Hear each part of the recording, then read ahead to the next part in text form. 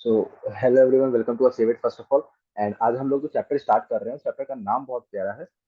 Group 16 elements चैल्कोजेंस family यानी oxygen family. आपने देख लिया होगा चैल्कोजेंस का मतलब ये ऑक्सीजन फैमिली होता है। तो ठीक है, चैप्टर को स्टार्ट कर देते हैं। और आपको हम जो पढ़ा रहे हैं आज, उस चैप्टर का नाम है ऑक्सीजन फैमिली। इस चैप्टर को एक और नाम से जानते हैं जिसका नाम है ग्रुप 16। तो चलिए स्टार्ट करते हैं चैप्टर को। ठीक है, तो पहली बात, इस चैप्टर में आता कौन है? तो पहले आता है ऑक्सीजन। उसके बाद आपका एक मिनट, हाँ। तो इसके बाद अब इसकी ट्रिक क्या होती है सर, ये बता दो। Oxygen, sulphur, selenium, tellurium, polonium. ठीक है, सिंपल सी बात है। और पोलोनियम आपका रेडियो एक्टिव होता है। अभी मैं क्या करके स्पेसिफाई करता हूँ, लेकिन पहले इसकी ट्रिक बता देते हैं कि ट्रिक क्या होती है सर। ट्रिक बता दो, उसके बाद इसको याद कैसे करेंगे। तो इसको आप याद कर सकते हो। जैसे आता है ना, दो ट्रिक होती है इसकी। एक ये होती है ओ सावधानी से टीपो या उससे टीपो। ठीक है, तो आप याद कर सकते हो, मार्केट में ट्रिक मिल जाती है। ठीक है, अब बात करते हैं जैसे कि इसको, इसमें से कौन, एक मिनट, हाँ, इसमें से कौन क्या क्या होता है। जैसे नॉन मेटल कौन है, ठीक है, मेटल्स कौन है, वो सब। तो सबसे पहले ये दोनों जो होते हैं, ये नॉन मेटल्स होते हैं। आपको ये बात याद रखनी, कौन मेटल्स है कौन नॉन मेटल्स है। उसके बाद ये दोनों आपके मेटेलॉइड्स होते हैं। ठीक है, क्या होते हैं? मेटेलॉइड्स होते हैं। और ये अकेला आपका जो होता है रेडियो एक्टिव होता है, बट ये क्या होता है? मेटल होता है। ये जो सब्सटेंस है ये रेडियो एक्टिव है। ठीक है, कैसा है? रेडियो एक्टिव है। तो इसको जरा हम हाईलाइट करके रखेंगे, ठीक है, थोड़ी देर के लिए।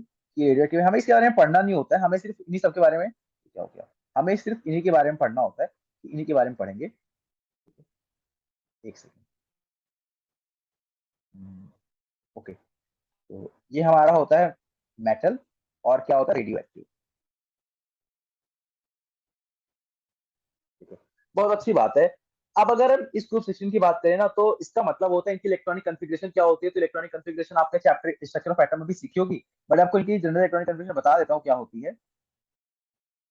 इनकी इलेक्ट्रॉनिक कॉन्फ़िगरेशन जो होती है, इलेक्ट्रॉनिक, देखो इनऑर्गेनिक में आपको करना क्या है, कुछ करना नहीं होता है। इनऑर्गेनिक में आपको रटना होता है। और जितना लिख लिख के आप रटेंगे ना एकदम बढ़िया से, ना आपकी इनऑर्गेनिक अच्छी हो जाएगी, क्योंकि एट द एंड आपको रिएक्शन रटनी ही पड़ेंगी।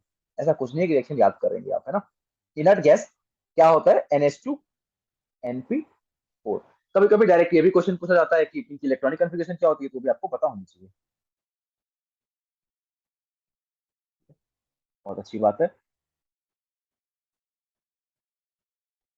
चलिए, अब हम स्टार्ट करते हैं, ऑक्सीजन से स्टार्ट करते हैं। ठीक है, देखो, जब भी हम किसी भी फैमिली को पढ़ते हैं ना, तो उसके पहले मेंबर से पढ़ते हैं। तो उसके पहले मेंबर से उस फैमिली को जाना जाता है। जैसे कि ऑक्सीजन है, ऑक्सीजन को जाना जाएगा। जैसे नाइट्रोजन फैमिली पढ़ेंगे तो किससे जाना जाएगा? उसको नाइट्रोजन की फैमिली से जाना जाएगा। तो इसलिए हम इसको ऑक्सीजन के नाम से जानते हैं। अब हम पढ़ते हैं कि भाई ऑक्सीजन फैमिली में होता क्या क्या है। तो सबसे पहले बात कर देना कि ऑक्सीजन की बात करते हैं सबसे पहले। ठीक है, तो जैसे कि एनसीईआरटी की हर एक लाइन को हम लोग कवर करेंगे। हम लोग थोड़ा सा ज्यादा नहीं, थोड़ा बाहर भी जाएंगे, ज्यादा नहीं जाएंगे। ठीक है, जितना आपके लिए काम होता है, जितना रिसेंट ईयर से पूछा गया है उतना ही। ऐसा नहीं है कि बहुत कुछ बाहर का पढ़ा देंगे, बिल्कुल नहीं। ठीक है, थोड़ा सा जाएंगे, बट स्ट्रिक्ट रहेंगे एनसीईआरटी पर, क्योंकि एनसीईआरटी की लाइन से समझना मुश्किल है। बट हाँ, अगर हम थोड़ा बाहर जाएंगे तो हम एनसीईआरटी की लाइंस को आराम से बिल्कुल समझ पाएंगे, और एग्जामिनेशन में आपको कोई प्रॉब्लम नहीं होगी। ये लेक्चर को देखने के बाद ऑब्वियस बात है। तो हम लोग ऑक्सीजन की बात करते हैं। सबसे पहले हम लोग अकरेंस की बात करेंगे। किसकी बात करेंगे? अकरेंस की।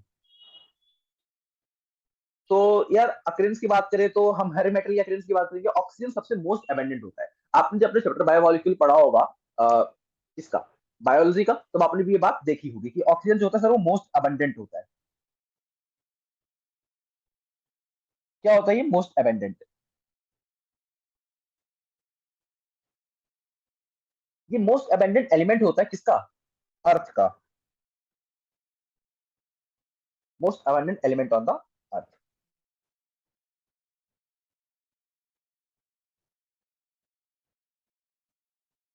बहुत सही बात है। अच्छा, अब अगर हम और बात करें ना, तो सल्फर की बात कर सकते हैं, क्योंकि इसके बाद किसका नंबर आता है? ओ सावधानी से टीपो या उससे टीपो। ठीक है, दोनों चीज आप कर सकते हो। ओ सचिन सेंचुरी तेरी पूरी, ये भी बात होती है। इसमें सल्फर की बात करते हैं, सल्फर की। तो सल्फर में क्या होता है कि आप जब सल्फर की बात करोगे ना, तो ये बहुत ही कम पाया जाता है बेसिकली। कुछ कंपाउंड्स बनाए जाते हैं सल्फर के, जैसे आप जिप्सम जिप्सम जानते होंगे, CSO4.2H2। तो कुछ इसके कंपाउंड्स मिलते हैं, जैसे CSO4.2H2। उसमें काफी इसका रोल आता है, इतना कुछ जानकारी रखने वाली बात नहीं है। और आपने कुछ गैलिना टाइप के कंपाउंड देखे होंगे कि भाई गैलिना भी बनाया जाता है इससे, जैसे PBS बना लिया। ठीक है, और उसके बाद आपने देखा होगा कि कॉपर पायराइड बनाया जाता है, CuFeS2 बना लिया। ठीक है, ये सब तो आप मेटलर्जी वाले चैप्टर में पढ़ ही लेते हो। और इसके जो ट्रेसेस होते हैं, मतलब कुछ ट्रेसेस इसके पाए जाते हैं वोल्केनोस में, जब वोल्केनो होता है उसमें इसके कुछ ट्रेसेस पाए जाते हैं, जैसे H2S की फॉर्म में पाए जाते हैं। ठीक है, उसके बाद बहुत सारी चीजों में हम इसका काम लेते हैं। ठीक है, लेकिन अब इतना इसने इंपॉर्टेंट नहीं है कि हम नोट्स में सब फालतू चीजें भरें, हम वो चीजें भरेंगे जो कि और आप कितना भी भर लो, है ना, आप भरने को इस चैप्टर में बहुत कुछ भर सकते हो, बट अगर जितना आप कंसाइज करोगे, जितना आप शॉर्ट बनाओगे, उतना याद करने आपको क्या होगी, अच्छा रहेगा। अच्छा, अब सेलेनियम टेलोरियम की बात करते हैं। तो सेलेनियम टेलोरियम की अगर हम बात करें, एक ही बात एनसीईआरटी लिखती है सेलेनियम टेलोरियम के बारे में, क्या लिखती है मैं जल्दी बता देता हूँ आपको। Selenium and tellurium. Selenium tellurium के बारे में ऑक्सीजन ऑक्सीजन फैमिली एक बात लिखती है कि ये दोनों जो होते हैं ना, ये एक सेलेनाइट्स और टेलुराइट्स की फॉर्म में, यानी ये पाए जाते हैं आपके सेलेनाइट्स और टेलुराइट्स की फॉर्म में पाए जाते हैं। कहां पर? सल्फाइड ओर्स में। आप ये मेटलर्जी में देख लोगे, इन सल्फाइड ओर। ठीक है, सिंपल सी बात है सर। अच्छा, पोलोनियम क्या होता है? अब इसमें ना इसकी जो फैमिली आती है पोलोनियम की, सॉरी फैमिली बोल रहा हूँ, जिसका एलिमेंट आता है पोलोनियम। तो पोलोनियम का क्या होता है? पोलोनियम जो होता है वो एक डिके से अकर होता है। जब हम थोरियम एंड यूरेनियम मिनरल का डिके करते हैं, ठीक है, इससे ऑब्जर्व होता है decay, decay of uranium and thorium.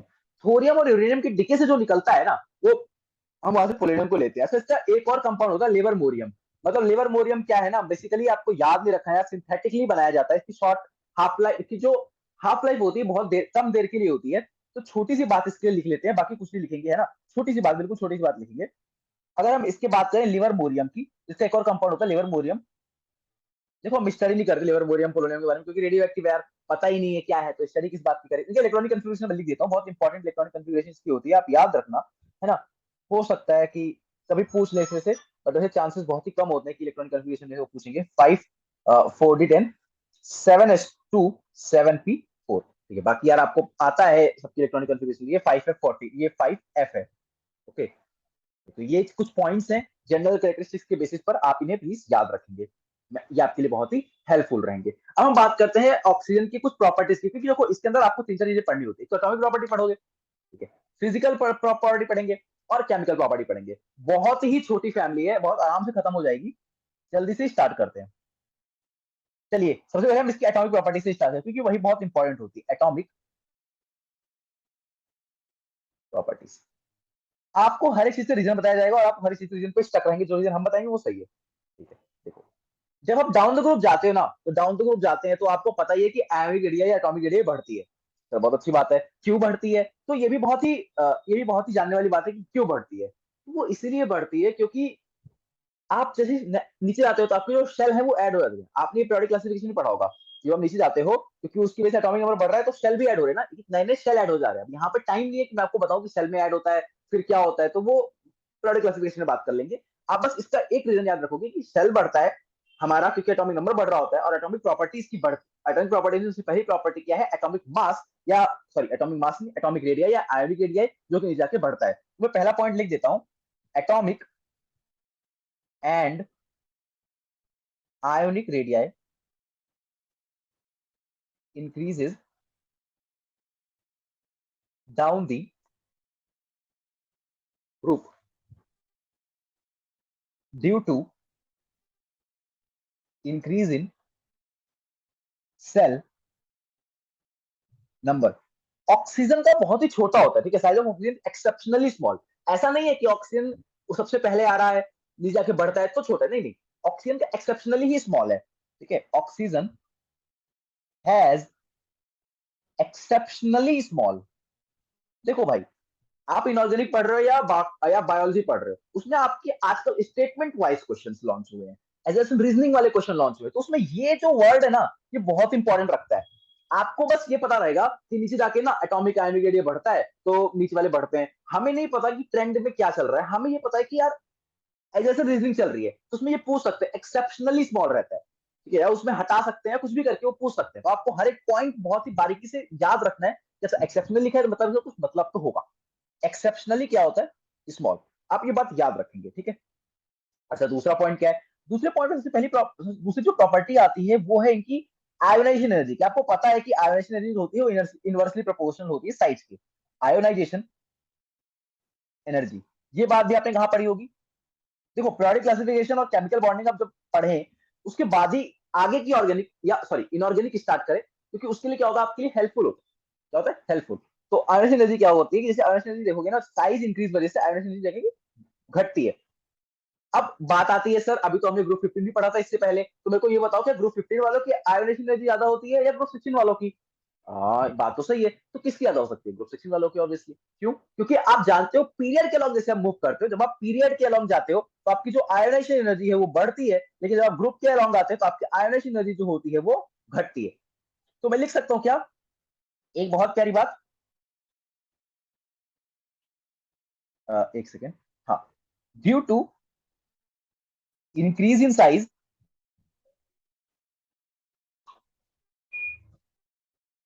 Ionisation energy of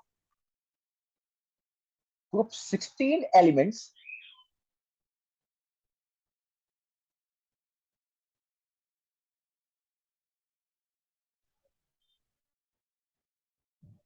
तो सिंपल सी बात है, क्योंकि इंक्रीज साइज में average energy of group element decreases. तब जब ये डाउन द ग्रुप की बात कर रहे हैं, लेकिन आप अगर आयोनाइजेशन एनर्जी कंपेयर करेंगे ग्रुप 15 वालों की, तो वो क्या होगी? कम होगी किससे? ग्रुप 16 वालों से। क्या ये बात समझ में आ रही है? ठीक है सर, बहुत अच्छी बात है, बहुत प्यारी बात है। अब एक और इनकी इंपॉर्टेंट ट्रेंड की बात करते हैं। आपको ये ट्रेंड अच्छे से याद रखना है, क्योंकि यहां आ चुका है एक्सेप्शन, और जहां एक्सेप्शन वही क्वेश्चन। लेकिन आजकल के क्वेश्चन का लेवल क्या है?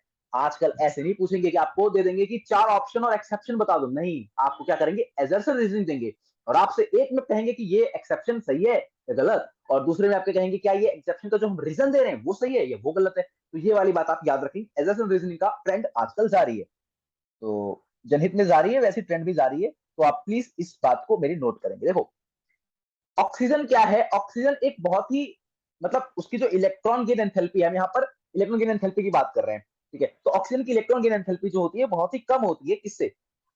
सल्फर से। तो अगर हम इसके एक ऑर्डर लिखे किसका, नेगेटिव इलेक्ट्रॉन गेन एंथैल्पी का, तो हम एक ऑर्डर लिख सकते हैं नेगेटिव इलेक्ट्रॉन गेन एंथैल्पी का। गेन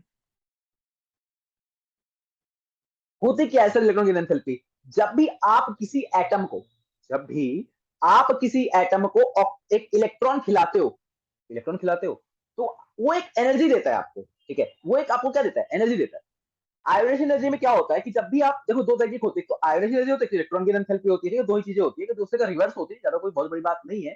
तो आयोनाइजेशन एनर्जी क्या होती है कि आपको एनर्जी देनी पड़ती है, जब आप उसको खिलाते हो ना आपको एनर्जी देनी पड़ती है, और एनर्जी क्यों देनी पड़ती है? उसको आइसोलेट करने के लिए एनर्जी देनी पड़ती है, मतलब उसको गैसेस एटम बनाने के लिए आपको एनर्जी देनी पड़ती है।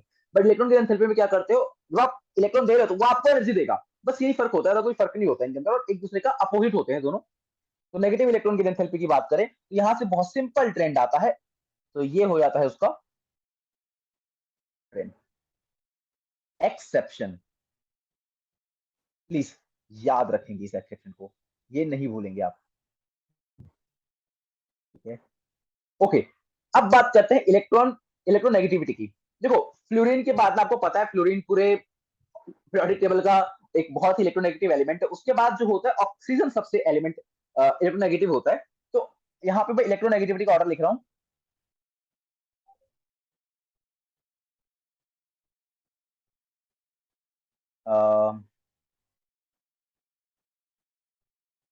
दिख रहा है क्या आपको? After fluorine oxygen is most electronegative, ठीक है? ऑक्सीजन बहुत ही क्या होता है? इलेक्ट्रोनेगेटिव होता है, पहली बात। उसके बाद डाउन द ग्रुप की बात करें ना, down the group electronegativity increases. Sir what is electronegativity? देखो इलेक्ट्रोनेगेटिविटी का मतलब क्या होता है कि जैसे आपने दो लोगों के बॉन्ड में देखा, ठीक है? दो लोगों ने एक बॉन्ड बना रखा है, दो लोगों का मतलब है कि दो एटम्स ने एक बॉन्ड बना रखा है, ठीक है? बॉन्ड बना हुआ है, इसका मतलब है कि कौन ज्यादा इलेक्ट्रोनेगेटिव होगा, कैसे पता करेंगे? अगर आपने देखो अगर एफ ने किसी के साथ बॉन्ड बना रखा है, मान लेते हैं किसी के साथ इन द सेंस ऑक्सीजन के साथ कोई बॉन्ड बना रखा है, ठीक है? तो अब अगर अपने बॉन्ड बना रखे तो दोनों अपना अपना इलेक्ट्रॉन शेयर करेंगे, ठीक है। अगर इनका कोई बॉन्डिंग चल रही है, या मैं जनरल ले लूं ए और बी की कोई बॉन्डिंग चल रही है, ठीक है, इसको मिटा देते हैं, एक सेकेंड।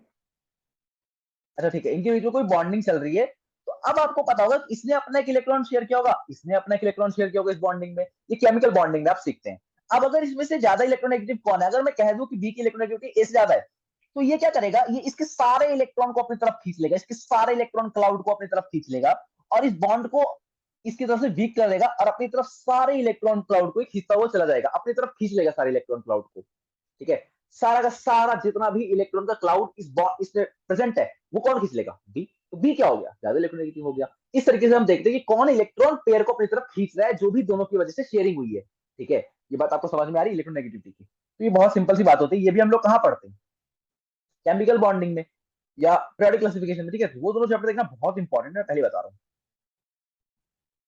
चलिए आगे बढ़ते हैं। ओके। अच्छा सर, इसके साथ साथ आपकी एटॉमिक प्रॉपर्टीज खत्म हो गई, आपने एक पड़ाव पार कर लिया, कांग्रेस योरसेल्फ। फिजिकल प्रॉपर्टी,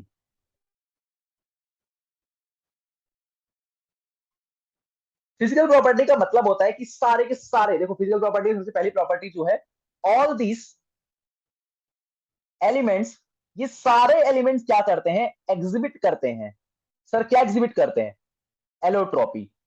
क्या, एलोट्रॉपी। एलोट्रॉपी एग्जिट करते हैं, अलग अलग फॉर्म में पाए जाते हैं, एलोट्रॉपी एग्जिट करते हैं। अच्छा, अब इनका क्या होता है ना, जैसे आप एक ट्रेंड याद रखेंगे, इनकी जो मेटेलिक मेटेलिक और बॉइलिंग पॉइंट है, वो इंक्रीज करती है किसके साथ, एटॉमिक नंबर के साथ। जैसे से इनका एटॉमिक नंबर बढ़ता है, अब सर एटॉमिक नंबर कहां बढ़ता है, बताओ ना, पूछो ना खुद से। नीचे जाके क्या होता है, एटॉमिक नंबर बढ़ता है। जब आप नीचे जाते हो तो एटॉमिक नंबर क्या करता है, बढ़ता है, जिसकी वजह से क्या होता है, मेल्टिंग पॉइंट, बॉइलिंग पॉइंट बढ़ जाता है, ठीक है। तो हमें लिख सकते हैं क्या, मेल्टिंग पॉइंट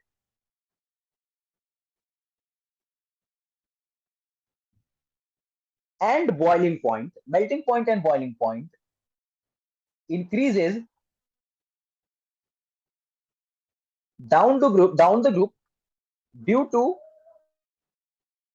increase in, ये आप बात याद रखेंगे प्लीज, आप जितनी भी चीजें आपको बताई जा रही रीजन के साथ याद रखेंगे। Increase, due to increase in atomic number. आपसे पेपर के अंदर वो एटॉमिक नंबर नहीं लिखेगा एजर्सन रीजनिंग में, और आप इतने प्रेशर में होंगे, आप सोच नहीं पाएंगे क्यों पढ़ रहा है, तो आप डायरेक्ट याद रखेंगे, इनऑर्गेनिक और बायोलॉजी आप डायरेक्ट याद रखेंगे सर। अगर आपसे है ना एटॉमिक नंबर, वो आपसे लिखेगा कि यहाँ पे एटॉमिक नंबर नहीं, इनका एटॉमिक मास या इनका कुछ और बढ़ रहा है, आप कहेंगे हाँ कुछ ऐसा पढ़ा था, नहीं, तो आपको मिसअंडरस्टैंडिंग होगी और आपका क्वेश्चन गलत होगा, जिसको आप कहेंगे सिली मिस्टेक। ये क्या क्वेश्चन, कैसा क्वेश्चन हो गया, सिली मिस्टेक क्वेश्चन हो गया, सिली मिस्टेक, ठीक है। मैं लिख देता हूं, इससे हो सकती है, कौन सी मिस्टेक भैया, सिल्ली मिस्टेक, बहुत बुरी मिस्टेक होती है ये जिंदगी की, ये इस पछताने से नहीं आती है मिस्टेक, सिल्ली मिस्टेक हो सकती है इससे। एटॉमिक नंबर नहीं लिखेगा वो, एटॉमिक मास लिख देगा, कुछ और लिख देगा, तो मेल्टिंग पॉइंट और बॉइलिंग पॉइंट बढ़ता है, क्या करने पे, बिजली लाने पे। सर बहुत प्यारी बात बताई आपने। अच्छा, ओके। अब आप देखोगे ना, एक एक और बात लिखी हुई है इसी चैप्टर में, वो ये लिखता है, कहता है कि यार ऑक्सीजन और ना जो सल्फर है, इनकी ना मेटेलिक पॉइंट और बॉइलिंग पॉइंट में बड़ा फर्क होता है। अच्छा, मेल्टिंग और बॉइलिंग पॉइंट में थोड़ा सा ना फर्क होता है, मेटेलिक नहीं, मेल्टिंग मेल्टिंग पॉइंट और बॉइलिंग पॉइंट में इनके थोड़ा सा फर्क होता है। क्यों होता है, क्योंकि ये कहता है ना दोनों की जो एटॉमिसिटी है वो अलग अलग है। तो what do you mean by atomicity, atomicity का मतलब होता है कि ऑक्सीजन O2 में एग्जिट करता है, सल्फर एसिड में एग्जिट करता है। तो सही बात कह रहे हो। तो ये बताओ, अभी आपने इससे पहले क्या बोला, हमने ये बोला कि ऑक्सीजन और जो ऑक्सीजन और सल्फर है जो, ठीक है, ऑक्सीजन, एक सेकेंड हम लोग कलर चेंज कर लें क्या, क्योंकि ज्यादा वही हो जाएगा तो फिर आपको समझ में आएगा। Oxygen and sulphur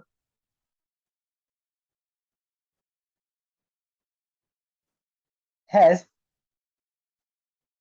difference in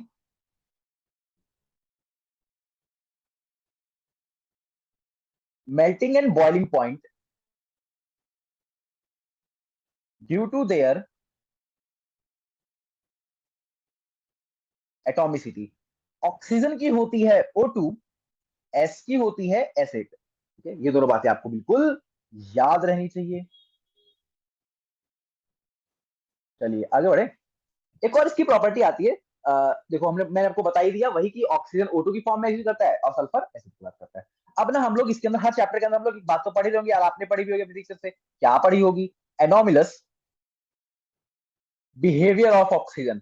ये है एनोमिलस बिहेवियर। एनोमिलस का मतलब होता है कि मतलब ऐसा बिहेवियर जैसे आप सोसाइटी में रहते हो ना, और लोग क्या कह रहे हैं, और लोग अलग तरीके से कर रहे हैं, और लोग एक तरीके से कर रहे हैं, आप थोड़ा अलग तरीके से हट के कर रहे हो ना, तो वही है ऑक्सीजन भी वही तरीके की बात करता है। अब ऐसा क्यों होता है, आप ऐसा काम कर क्यों रहे हो? अगर लोग एक पर्टिकुलर डायरेक्शन में भाग रहे हो तो आप दूसरी डायरेक्शन में कैसे भाग रहे हो, मतलब क्यों भाग रहे हो? कैसे तो चलो ठीक है भाग ही रहे हो पैर से, पर क्यों भाग रहे हो? तो वही बात यहाँ पे करी जाती है। तो ऑक्सीजन क्यों भागता है? क्योंकि ऑक्सीजन का साइज बहुत छोटा होता है। मैंने आपको पहले भी कहा था ऑक्सीजन है एक्सेप्शनली स्मॉल साइज। अगर मैंने आपको एक बात यहाँ पर ये बोली, देखो इनऑर्गेनिक आप लिंक करके पढ़ोगे, इनऑर्गेनिक मेरे को भी पता है, आपको पता है, यार रटना तो पड़ेगा, है ना, ऐसे याद नहीं होगी इनऑर्गेनिक, ठीक है? तो कैसे रटे सर? अब रटने का भी तरीका होता है, लॉजिक से हम ब्रेन हार्डवर्क नहीं करेंगे, स्मार्ट वर्क करते हैं। तो जब भी मैं बोल रहा हूँ स्मॉल साइज, तो आप रिकॉल करो कि सर ने कभी तो स्मॉल साइज बोला था और एक्सेप्शनली स्मॉल साइज बोला था, ठीक है? मैंने स्मॉल साइज नहीं बोला था, मैंने एक्सेप्शनली बोला था, ठीक है? एनॉमलस बिहेवियर क्या है इसका? Different behaviour. पहला रीजन क्या है, ऐसा क्यों हो रहा है? Small size. दूसरा बिहेवियर क्या है? High electronegativity. मैंने कहा था ना इसकी इलेक्ट्रोनेगेटिविटी बहुत हाई होती है, हाई इलेक्ट्रोनेगेटिविटी। क्योंकि डाउन द ग्रुप जब जाते हो इलेक्ट्रोनेगेटिविटी आपकी क्या होती है? डिक्रीज होती है। याद करो ना, तो इसकी क्या होगी? हाई होगी। अच्छा, अब अब बात करते हैं और क्यों होता है। देखो ऐसा क्यों होता है, क्योंकि जब आप देखते हो H2O को देखो, तो H और ऑक्सीजन बीच में फंसा हुआ है, हाइड्रोजन बॉन्डिंग दिख रही है, O और H। जब भी देखो FON, जब भी इनके साथ आपको कोई भी एलिमेंट जुड़ा हुआ दिख जाए ना, मतलब इनके साथ बेसिकली कोई भी एलिमेंट क्या हाइड्रोजन जुड़ा हुआ दिख जाए, तो समझ लेना कि इनके अंदर हाइड्रोजन बॉन्डिंग होती है, क्योंकि इनके अंदर हाइड्रोजन बॉन्डिंग होती है। जब भी आपको हाइड्रोजन के साथ कोई सा भी एलिमेंट जुड़ा हुआ दिख जाए इन तीनों में से, ठीक है, या तो F या तो O या तो N, ठीक है, कोई भी जुड़ा दिख जाए हाइड्रोजन के साथ, समझ लेना उसमें हाइड्रोजन बॉन्डिंग हो रही है, ठीक है? ये बात आप याद रखेंगे थोड़ी सी। ये भी कहाँ बताई जाती है बोलो? केमिकल बॉन्डिंग में। तो केमिकल बॉन्डिंग इंपॉर्टेंट है या छोड़ दें? बहुत इंपॉर्टेंट है। अच्छा, उससे क्वेश्चन भी बहुत सारे आते हैं। ओके,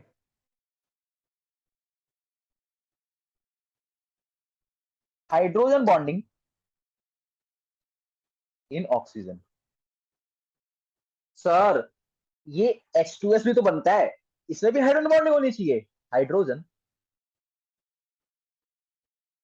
बॉन्डिंग नहीं।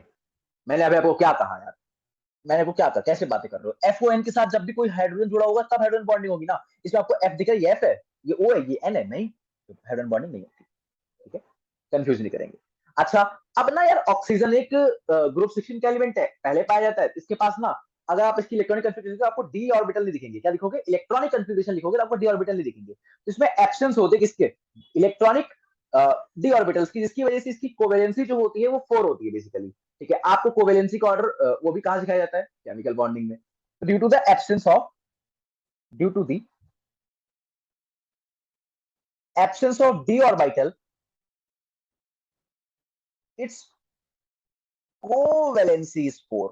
इसकी कोवेलेंसी क्या होती है? 4 होती है। लेकिन हम लोग इसकी कोवेलेंसी को रेयरली 2 तक लेके जाते हैं। अगर हम प्रैक्टिस की बात करें तो रेयरली 2, ठीक है, रेयरली 2 में लेके जाते हैं। रेयरली अगर हम अपने प्रैक्टिस के अपने टाइम में अगर हम इसको यूज कर रहे हैं ऑप्शन को, तो रेयरली हम 2 तक लेके जाते हैं, ठीक है? बहुत अच्छी बात है।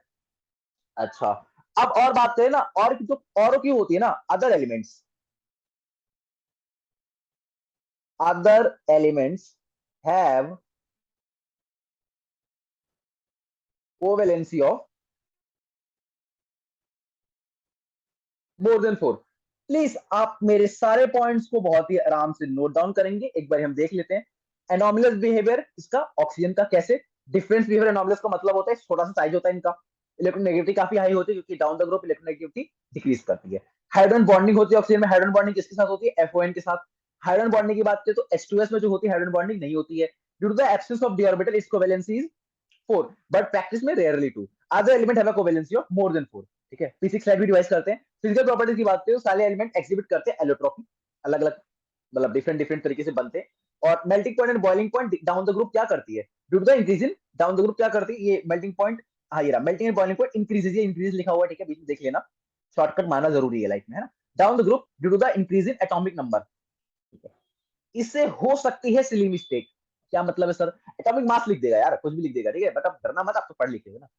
एटॉमिक मास बढ़ेगा, मेल्टिंग पॉइंट बॉइलिंग पॉइंट बढ़ेंगे। Oxygen sulphur have a difference in melting and boiling point due to their atomicity. Atomicity की वजह से मेल्टिंग पॉइंट और बॉइलिंग पॉइंट नीचे जाके बढ़ जाता है। क्या होता है? बढ़ जाता है। वो किस फॉर्म में, और ऐसा क्यों होता है? क्योंकि ऑक्सीजन और सल्फर में क्यों देखा जाता है कि इनकी क्योंकि एनसीईआरटी के अंदर इसी के बारे में मेंशन है, हम इसी के बारे में पढ़ेंगे ना। क्यों करनी है आपको पीएचडी की ऑक्सीजन और टेलुरियम में क्यों नहीं देखा जा रहा? क्यों करनी है? नहीं करनी ना, इसी में देख लो। तो ऑक्सीजन सल्फर क्यों है? क्योंकि O2 की फॉर्म में ये है और सल्फर एसिड की फॉर्म में। बस यही बात होती है ना, सिंपल सी बात है, कोई बहुत बड़ी बात तो नहीं है। अच्छा सर, हमने रिवाइज कर लिया, ओके आगे बढ़ते हैं। ओके, अब बात करते हैं इनकी कुछ केमिकल प्रॉपर्टीज की। किसकी? केमिकल प्रॉपर्टीज की। अब लोग, हमने कहा था ना तीन ही चार चीजें हैं, एक तो है atomic property, physical property, chemical property. Atomic और फिजिकल आपने देख ली, अब क्या देखनी है? केमिकल प्रॉपर्टी देखनी है। देखो केमिकल प्रॉपर्टीज भी बहुत ही इंपॉर्टेंट हो जाती है। सबसे पहले केमिकल प्रॉपर्टीज की हम बात करते हैं, वो केमिकल प्रॉपर्टी होती है ऑक्सीडेशन स्टेट। अच्छा, देखो इलेक्ट्रोनेगेटिविटी जो ऑक्सीजन की वो हाई है। हाँ सर ने कहा था इलेक्ट्रोनेगेटिविटी ज्यादा के नीचे जाके क्या करती है? घटती है। ओके, ऑक्सीजन की इलेक्ट्रोनेगेटिविटी काफी हाई होती है। ये सिर्फ अपनी जो जैसे आप बात करोगे ना, ये सब ये सिर्फ अपनी जो दिखाता है ऑक्सीडेशन स्टेट। जैसे हम ऑक्सीजन की बात करते हैं तो ऑक्सीजन हाईली, और ऑक्सीजन किसके बाद, ऑक्सीजन किसके बाद सेकंड हाईएस्ट होता है? Please comment. Oxygen highly electronegative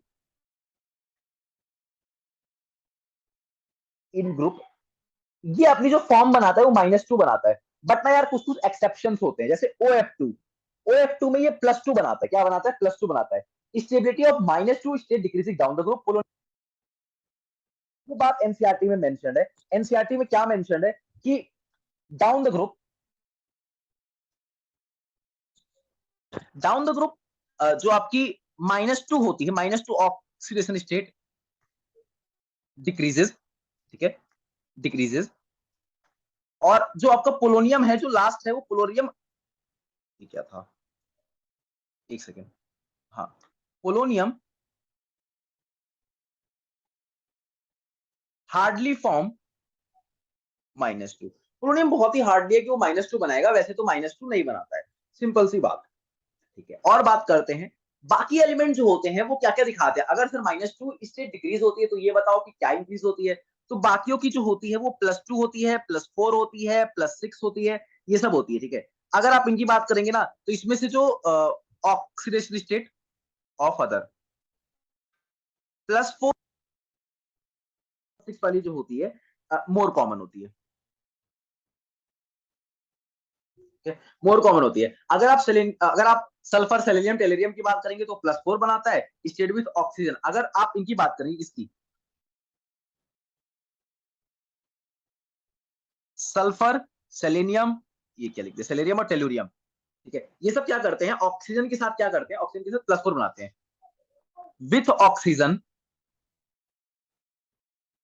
क्या करते हैं? +4 बनाते हैं। ठीक है, और बात करें सेलेनियम +4 स्टेट विथ ऑक्सीजन, और अगर इनको हम फ्लोरीन के साथ मिलाते हैं, सेलेनियम टेलुरियम विथ फ्लोरीन, क्योंकि फ्लोरीन क्या है और इलेक्ट्रोनेगेटिव है, तो जिसकी वजह से ये लोग +6 बनाते हैं उसके साथ। ठीक है, बॉन्डिंग इन +6 एंड, आप बॉन्डिंग की बात करोगे अगर +4 में +6 में, वो प्राइमरली कोवेलेंट होती है। Bonding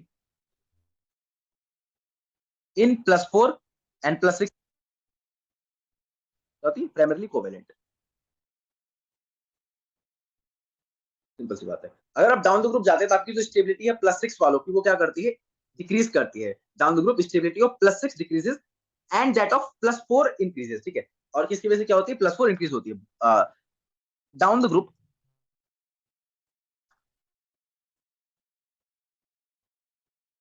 stability of +6 decreases and +6 जाके घटती है एंड +4 इंक्रीजेस। ठीक है, क्या रीजन है इसके पीछे? Inert pair effect. क्या रीजन है? Inert pair effect. ठीक है, सिंपल सी बात, ये वाली बात याद रखनी चाहिए। तो +4 जो +6 होती है वो बेसिकली डिक्रीज करती है, एंड +4 इनर्ट पेयर इफेक्ट की वजह से बढ़ जाता है, क्योंकि इनर्ट पेयर की केमिकल प्रॉपर्टीज में ऑक्सीजन हाई रेडियोनेगेटिव होता है, -2 की फॉर्म में एग्जिस्ट करता है। एक OF2 एक्सेप्शन है इसका। क्या है? एक्सेप्शन है, और एक्सेप्शन ही क्या होते हैं पूछ जाते हैं।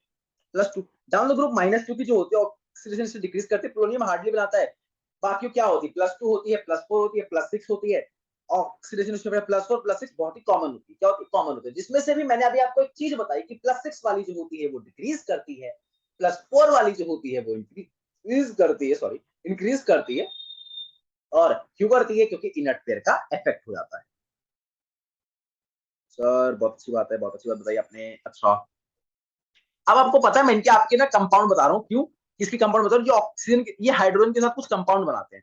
अब ना हाइड्रोजन के साथ कुछ कंपाउंड बनाते हैं, कंपाउंड्स, कंपाउंड्स विथ हाइड्रोजन। कैसे कैसे कंपाउंड्स होते हैं? जैसे H2 क्या है, ई क्या लिख दिया, ई क्या है, ई है ना, ई नहीं पूछ रहा मैं, कह रहा हूँ ई क्या लिख दिया। तो इसमें क्या होता है, H2O होता है, H2S क्या होता है, H2S ही, कुछ लोगों को जोक समझ तो आया नहीं होगा, ठीक है अच्छी बात है। H2T, अच्छा H2PO पे मत जाना यार, है ना, वो रेडियो एक्टिव है, हम नहीं बात करेंगे उसकी। ऑक्सीजन, सल्फर, सेलियम, टेलोरियम, इन्हीं की बात करेंगे। अब मैं आपको एक लाइन, सॉरी एक लाइन नहीं, अब मैं आपको एक ही डायरेक्शन में एक ही जगह पर हर एक ट्रेंड इनके रिगार्डिंग बता देता हूँ, ताकि आपको क्या रहेगा, याद रहेगा, क्या रहेगा।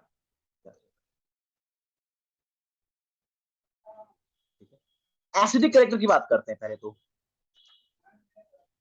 किसकी बात करते हैं भाई? एसिडिक कैरेक्टर की। अब अगर एसिडिक कैरेक्टर देखोगे ना, और आप एक बार बताओ, एसिडिक कैरेक्टर दोनों देख लिया, थर्मल, एक बार मैं एक साथ लिख देता हूँ क्या क्या देखना है आपको, इसमें क्या क्या याद रखना होता है। थर्मल स्टेबिलिटी देख लो, ठीक है, रिड्यूसिंग कैरेक्टर देख लो,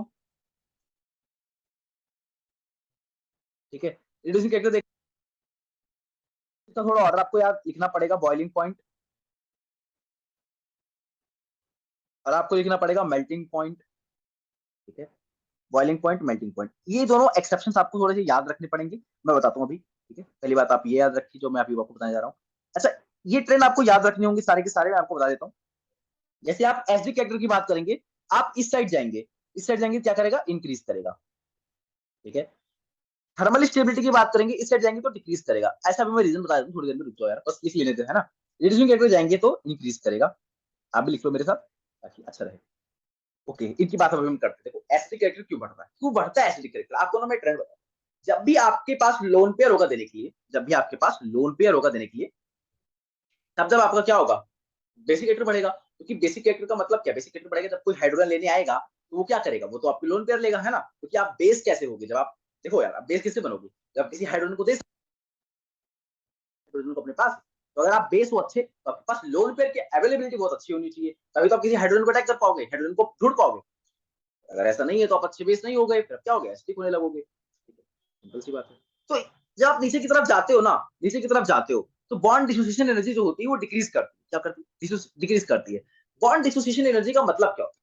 इसका मतलब ये होता है कि बॉन्ड डिसोसिएशन का मतलब है कि अगर दो लोगों के बीच में बॉन्ड बना है, बॉन्ड बना है, अब उसको तोड़ना है, तो उसको तोड़ोगे ना, उसको तोड़ने की जो एनर्जी लग रही है, बॉन्ड डिसोसिएशन एनर्जी, तो उसके तोड़ने की एनर्जी लग रही है, अगर वो एनर्जी तोड़ने में आपको ज्यादा एनर्जी देनी पड़ रही है, तो बॉन्ड ज्यादा एनर्जी छूटेगा। पता चलता है कि वो बॉन्ड कितना हाईली है, कितना मजबूत है। नीचे जाते हो तो क्या होता है, बॉन्ड डिसोसिएशन एनर्जी क्या होती है, वो घटती रहती है। मतलब H2 की जो बॉन्डिंग होगी बहुत ज्यादा होगी, हाइड्रोजन बॉन्डिंग चल रही है, H2S की और ज्यादा होगी, H2S की थोड़ी कम होगी, H2T की थोड़ी कम होगी, तो नीचे जाके क्या करती है, बॉन्ड डिसोसिएशन एनर्जी डिक्रीज करती है। यही रीजन होता है एसिडिक कैरेक्टर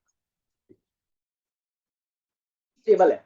मतलब क्या है थर्मली स्टेबल का, थर्मली स्टेबल का मतलब है कि थर्मली अगर इनको हीट दोगे ना, तो ये मतलब मरेंगे नहीं, ऐसा मरेंगे नहीं, ये थोड़ा वर्ड हो गया अलग सा, बट ये टूटेंगे नहीं, क्योंकि नीचे जाके टूटने की प्रॉपर्टी थोड़ी बढ़ती है। बट हाँ, इतना भी नहीं कि आप इतनी एनर्जी दे दो, पोलोनियम को भी, सॉरी टेलोरियम को भी आपको एनर्जी अच्छी खासी देनी पड़ती है, जिसकी वजह से वो टूटता है, बट ये टूटेंगे नहीं ऐसे। बहुत अच्छी बात है। रिड्यूसिंग कैरेक्टर इनका इंक्रीज करता है, ठीक है। आप डायरेक्ट सारे पॉइंट्स को बिल्कुल याद रखेंगे। इसके बारे में एनसीईआरटी में नहीं लिखा गया कि क्यों होता है, कैसे होता है, बट आप डायरेक्ट ट्रेंड्स को प्लीज याद रखेंगे, तो ट्रेंड्स आपसे पूछे जा सकते हैं कभी भी, किसी वक्त भी उठाकर। अच्छा, हम्म, अगर आप बॉइलिंग पॉइंट की बात करते हैं, तो बॉइलिंग पॉइंट का एक ऑर्डर आपको लिखना होगा, H2S, H2S, H2T और H2O। ये जो ट्रेंड होता है, देखो इसका ज्यादा हो गया, क्यों, हाइड्रोजन बॉन्डिंग। आप कभी देखा जिसका भी हाइड्रोजन बॉन्डिंग होगी ना, हाइड्रोजन बॉन्डिंग उसको मेल्टिंग पॉइंट, बॉइलिंग पॉइंट ज्यादा ही होगा, क्या होगा, ज्यादा ही होगा। अच्छा सर, H2S, इसका भी ट्रेंड आपको याद रखना है, H2SE, H2T और H2O। एक पॉइंट एनसीईआरटी लिखती है, water does not show reducing property, water अपना रिड्यूसिंग प्रॉपर्टी नहीं दिखाता है, तो वाटर, ये पॉइंट अब भी याद रखेंगे, ठीक है, वाटर डज नॉट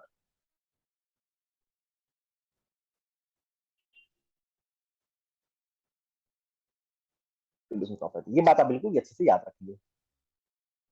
चलिए, अगर हम रिएक्टिविटी विथ ऑक्सीजन की बात करें, आप किसकी बात कर रहे हैं? Reactivity with oxygen. सर एक तो ऑक्सीजन फैमिली पढ़ा रहे हो, ऊपर से रिएक्टिविटी पढ़ा रहे हो। हाँ पढ़ाएंगे। रिएक्टिविटी विथ ऑक्सीजन की बात करें तो ये कौन से कंपाउंड बनाते हैं? तो ये बनाते हैं EO2, ये बनाते हैं EO3। यस। अब बात करें इसमें से गैसेस कौन कौन सी होती हैं, सॉलिड कौन कौन सी होती हैं, और इसमें से जो आपका रिड्यूसिंग कैरेक्टर कौन सा होता है, ऑक्सीडाइजिंग कौन होता है, ठीक है, तो एसिडिक कौन होता है, बेसिक कौन होता है, ये सब बातें आपको करनी है। इस स्लाइड में जो भी लिखा होगा वो इन्हीं के बारे में लिखा होगा, और बहुत ही क्या होगा, इंपॉर्टेंट होगा। अगर हम बात करें तो आपकी जो यहाँ पे बनती है, जैसे O3 बनती है, ऑक्सीजन का ऑक्सीजन के साथ रिएक्शन करवाओगे ना तो O3 बन जाएगा। यार ये बात आपको पता होगी, ओजोन बनती है, आज से नहीं पढ़ रहे हो, बचपन में छोटे थे तब से पढ़ रहे हो, अगर ये नहीं पढ़ा तो फिर क्या पढ़ा है। SO2, ये दोनों क्या होती है, अब नहीं पढ़ा तो अच्छी बात है, कोई नहीं, आप पढ़ लो, है ना। नहीं पढ़ा तो कोई बात नहीं, आप पढ़ लो, क्या हो गया, गलत बात थोड़ी है, कभी भी पढ़ लो, इसमें इतना रोने की बात क्या है ना। SiO2 की बात करें तो क्या होता है, वो सॉलिड होता है। अगर आप SO2 से TO2 तक बात करोगे, अगर आप देखो इसमें ये तो पॉइंट लिख दिया एनसीईआरटी की लाइन से ये सब, और एनसीईआरटी की और बात लिखती हूँ, कहती है कि SO2 से लेके TO2 तक, SO2 से लेके TO2 तक जो रिड्यूसिंग प्रॉपर्टी है वो क्या करती है, डिक्रीज करती है। क्या करती है? डिक्रीज करती है। SO2 से लेके TO2 तक रिड्यूसिंग प्रॉपर्टी क्या करती है, रिड्यूसिंग प्रॉपर्टी खुद से पूछो, सर सर रिड्यूसिंग कौन हुआ, फिर कौन हुआ, कौन रिड्यूसिंग प्रॉपर्टी डिक्रीज करती है, SO2 हुआ कि नहीं हुआ, डिक्रीज करती है, ठीक, डिक्रीज करती है। तो TO2 क्या होता है, एक ऑक्सीडाइजिंग एजेंट होता है, गुड या बैड, ऑक्सीडाइजिंग एजेंट होता है, ठीक है, एक ऑक्सीडाइजिंग, अच्छा ऑक्सीडाइजिंग एजेंट होता है, ठीक है। सल्फर सेलेनियम टेलुरियम जो होते हैं EO3 टाइप कंपाउंड बनते हैं, मैंने कहा ना EO2 और EO3 दो बनते हैं, तो आपके जो सल्फर है, आपके जो सेलेनियम है, आपके जो टेलुरियम है, ये तीनों क्या करते हैं, EO3 टाइप कंपाउंड बनाते हैं, कैसे बनाते हैं, EO3 टाइप कंपाउंड बनाते हैं।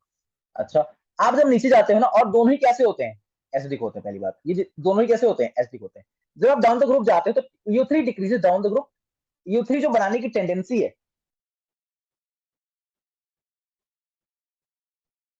क्या है, tendency to form EO3 decreases down the group. और रीजन क्या है, रीजन क्या है, रीजन बहुत इंपॉर्टेंट है भाई, due to the, due to inert pair effect, किसकी वजह से, इनर्ट पेयर इफेक्ट की वजह से। ओके सर, बहुत अच्छी बात है। अब किसकी रिएक्टिविटी की बात करोगे आप, रिएक्टिविटी, ये कलर आपको दिख रहा होगा आई थिंक, है ना, मुझे तो दिख रहा है, रिएक्टिविटी टुवर्ड हेलोजन। वैसे मैं कलर चेंज कर लेता हूँ, है ना, रिएक्टिविटी टुवर्ड हेलोजन। हेलोजन की बात करेंगे ना तो तीन तरीके के कंपाउंड बनते हैं, एक EX6 बनता है, एक EX4 बनता है, एक EX2 बनता है। बहुत अच्छी बात है। अच्छा, अब स्टेबिलिटी ऑफ हैलाइड की बात करेंगे, इसमें ना एक ट्रेंड दिया हुआ है, स्टेबिलिटी ऑफ हैलाइड,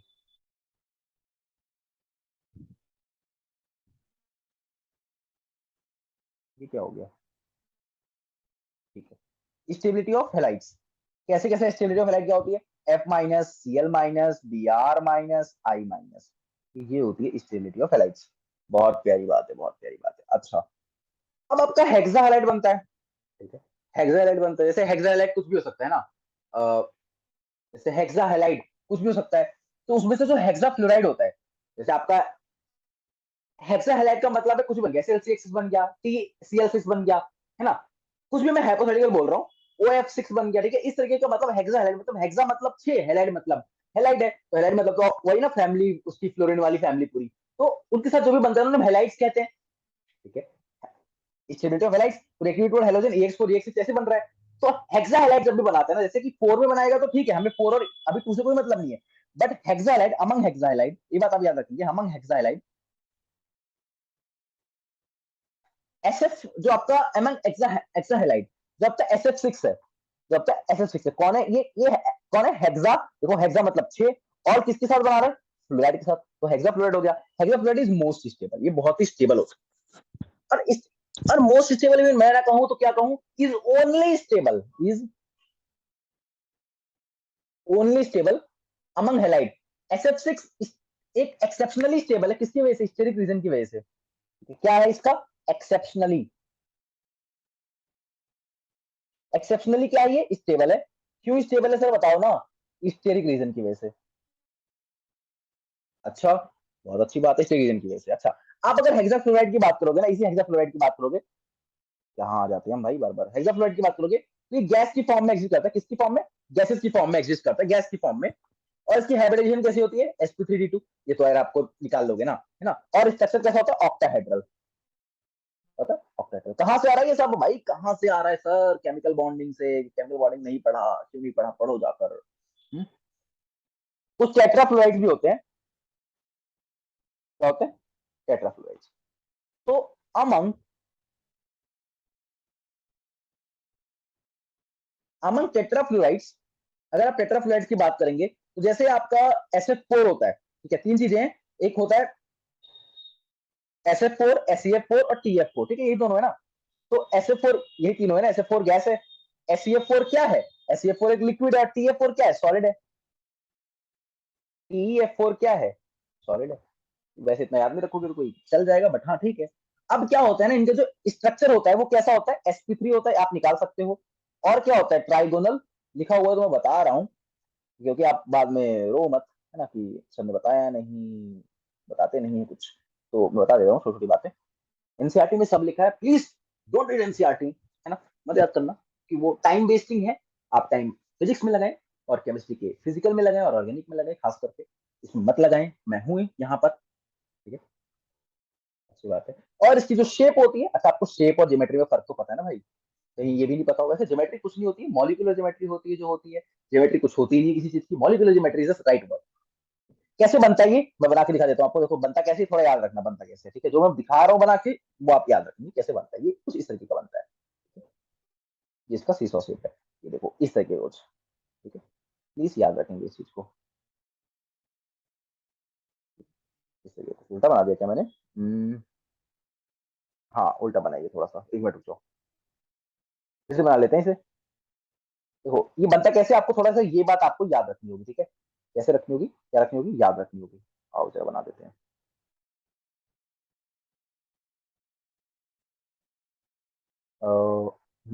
तो ठीक है, एस ये रहा, आप ये लगाइए एफ, ये रहा एफ, ये रहा एफ, और ये रहा एफ, मैंने कहा ना SF4। तो SF4 हमें SF4 का याद रखना होगा, क्योंकि ये दिया हुआ है तो हमें याद रखना होगा, है ना, सिंपल सी बात है।